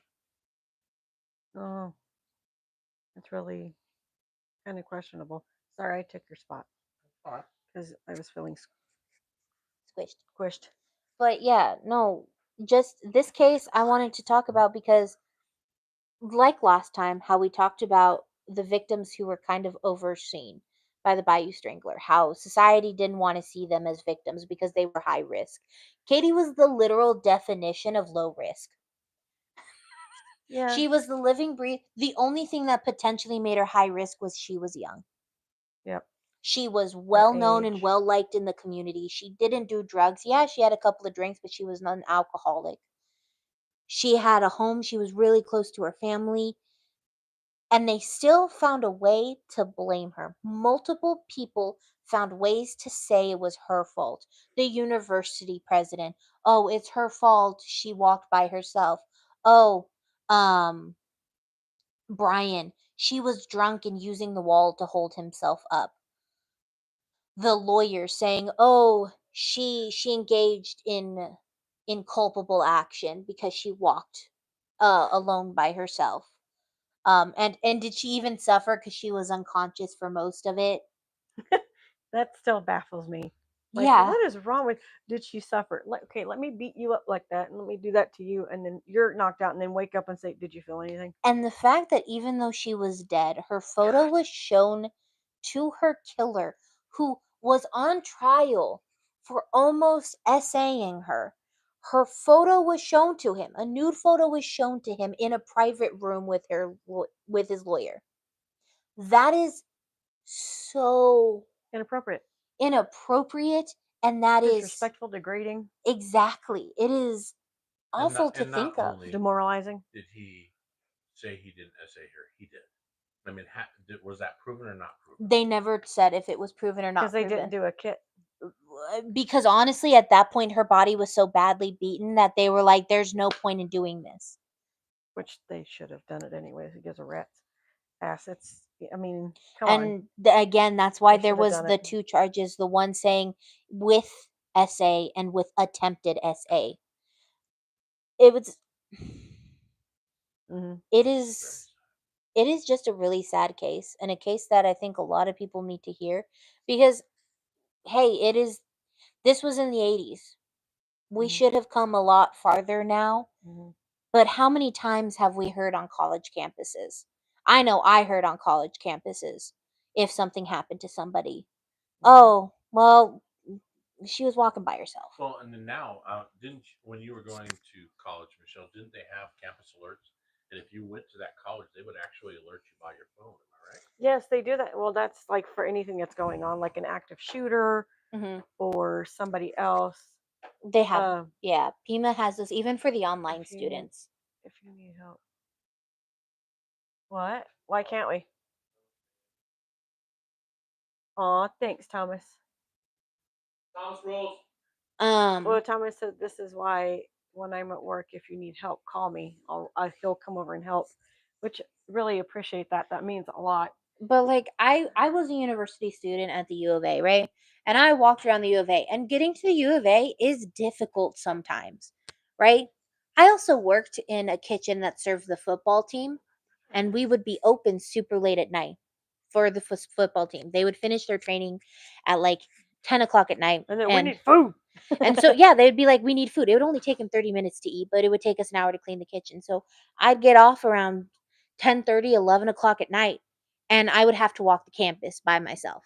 Yeah. I didn't have any close friends at the U of A, so I'd have to walk the campus by myself, and I didn't want to walk them like long way. It made sense for Katie to take a shortcut if she wanted to go home quickly. Yeah. I took shortcuts. Yeah. So and I know I would sit there and I'd be like, if something were to happen to me, I know exactly what would be said. I was walking a shortcut. I Yeah. was by myself. Yeah. And so our society, and I hate to say it, we've come a long way. We've had like the little emergency lines, but we can't have nice things. Do you know you have to press those 3 times in a row? You have to press one, then you have to run to another one, then you have to run to another one. I think it's what they told us when we went to go do like a walkthrough of. And do you know why that is? Is because they originally put it up that you would only have to call once. Oh wow. But there were prank callers who would run up to them and hit the emergency button. Call 911, trigger them to think there was an emergency. So they basically said, so now you have to run to 3 of them. I'm sorry. And I will say it on here, I am crippled. I can't run. My knees are bad. I am terrible. I run. I'm out for the count. I can't even reach 2 of those. But I have to press 3 before I can get somebody to help me in an emergency. That doesn't make sense to me. That No. is sad and upsetting. I can run from our couch to the door. Then I'd be on the ground. Exactly. And Yeah, having to press 3 of them in a row. And at the U of A, they were so far spread out. They still are. Exactly. They're so far spread out that you have to keep that energy going to run those distances to press 3 in a row. It's where women, we should carry whistles. Yeah. Carry yourself a whistle. But that saddens me. Why should a woman have to do that? And I understand why, because we have psychos out there. For the But- safety of us, if we feel like we're being followed and you can't get to a phone fast enough. Exactly. And if they come But at it's you, sad that you have to we carry have a something. society that makes you feel that way, is what I'm trying to say. Well, unfortunately, society is what put that in our heads. Yeah. That we have to protect ourselves one way or another. It's like the discussion of the man versus the bear. Hence why women go out. If you go out with other females. And you go out with a group. And go out with a group. Don't whistle, taser, or pepper spray. Heck yeah. Exactly. Give me a baseball bat. Carry that in my pocket. Mm-hmm. Wow, that'd be one heck of a pocket to carry a baseball bat. I took softball. I should be able to whack them once. Oh, no, yeah. But- and if you need to know where you can get mace with super, super loud alarms, Walmart. That's Show a you where they small are. baseball, Thomas. Yeah, it'd be pretty small. It wouldn't fit in my pocket. But yeah, no, it's just it's like the age old. It's like the question. I don't know if you guys saw the question where women were asked on the street, if you were alone in the woods, who would you pick? A strange man or a bear? What would you pick? And almost all women chose a bear.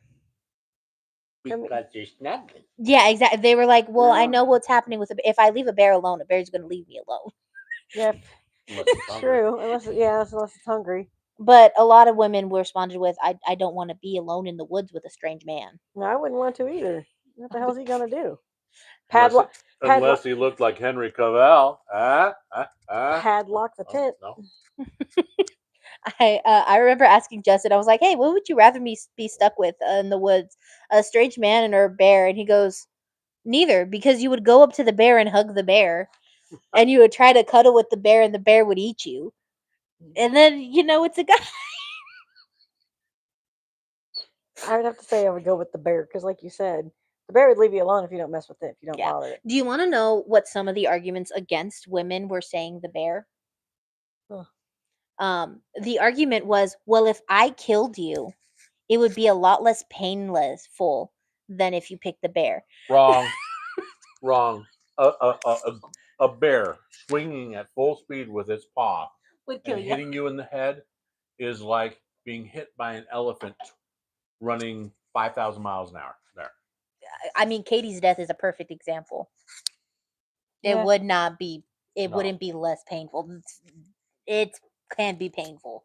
But remember, according to him and them, that she was unconscious. So she was unconscious. That still annoys And me. he flew to her rescue. No, he didn't flew. He sprung into action. He sprung. He ran to the stairwell, and then he ran to the dip of the school, and then he there turned was the nobody corner, in the dip of the school, and he kept hearing screaming. If he was hearing screaming, why weren't the security guards hearing screaming? Thank you. The security guard heard someone bang on the door, meaning Katy probably got away from him, banged on the door for help. The and then he security got her back. he where got she her was at. back, slammed her into the wall. Mm-hmm. And he had to do it multiple times with a lot of force. If the blood was 7 feet tall, mind you, those of you who've met John, how tall are you? I'm 6'2". It was taller than John by a good couple. It was by what, 10 inches higher than him. So think about that. That's hell force. She was not just slammed; she was slammed against that wall. And Like- then the fact he was like, I wanted to shake her insides out. Who says that? A psycho like him. Hannibal Lecter. A monster. No, I don't think Hannibal Lecter ever said anything like that. No, I'm just pointing out. I mean, Hannibal Lecter was just. no, I know who Hannibal Lecter Yeah. was. We'll get to him later. He's another one I'm kind of interested in. Kind of. Keyword kind of. Mm. Yep. So next week we are going to. Well, it's my turn. She gets a break. I get a break. I get a little vacation. I get to do 2 stories. I get to do 2 this month. So either the 13th or 14th. I'm going to do the one for the Murrah building, Oklahoma City bombing. I go, that one means a lot to me and is obviously very close to home because it happened in Oklahoma, where I am from. I was 15 when that took place, or fixing to turn 15. So that is something that I would like to talk about. And then I believe the week after that, 20th or 21st, gonna figure out the day, is gonna be Titanic, because this is also month of the sinking of the Titanic. So we had a lot Yes. going on this month. It's crazy. But just month. kind of giving a backstory of the Titanic and going over some things in the history of it. Mostly those 2 things are the history of it, because it is the anniversary coming up for both. The anniversary may have already passed for the Titanic, because I think it was earlier in the month, or it's the 12th. I don't remember. So when I do my research, we'll know. But I do know next week is going to be the Oklahoma City bombing, because that is on the 19th. Mm-hmm. So it was on the 19th. I can't remember the date. April 19th, 1995. Or I might swap it. I might do that on the 20th or 21st, because it'll be after the fact. Yeah. And then might do the Titanic. So, I mean, we'll let you guys know what we're going to do. And then I'm thinking about doing the 28th or episode. If you guys have any suggestions on yes. who you'd like Abigail or Michelle to look into. I'm telling you now, I want to do one on Lake Lanier. I want to do one on a spooky lake. Let me do an episode on a spooky lake, please. Yeah, we want to get away from the murders right now. Let me get a little break from murder. And I will still bring Dude, you you gotta baseball, fix those football, blinds. basketball, and many other things. Cards. On Mondays. Okay. Well, we're trying to give you a date. This is what I was saying. But I am wanting to talk about Lake Lanier, because Lake Lanier is a really interesting lake. Fun fact, I'll give you this little fun fact so you can see if you want to know. Everything in Lake Lanier is perfectly preserved because of the things inside the lake. Everything is perfectly preserved. So people are actually going in and like digging up calcifying? Kind of Calcification? almost. Like even bodies that are there are perfectly preserved when they're down there. And the only reason that there's damage to some of the ships now is because people went in and dove and damaged them. So like diving in Lake Lanier, you have to have a specific license to dive, and you're not allowed to touch the stuff. Unless you're there for archaeological digging, which they are, and they are finding a lot of interesting things in the bottom of Lake Lanier. But that will be on another episode of J&M Podcast. A&M. A&M Podcast. Coming to you live from Arizona. I don't give out our location. I just say the state.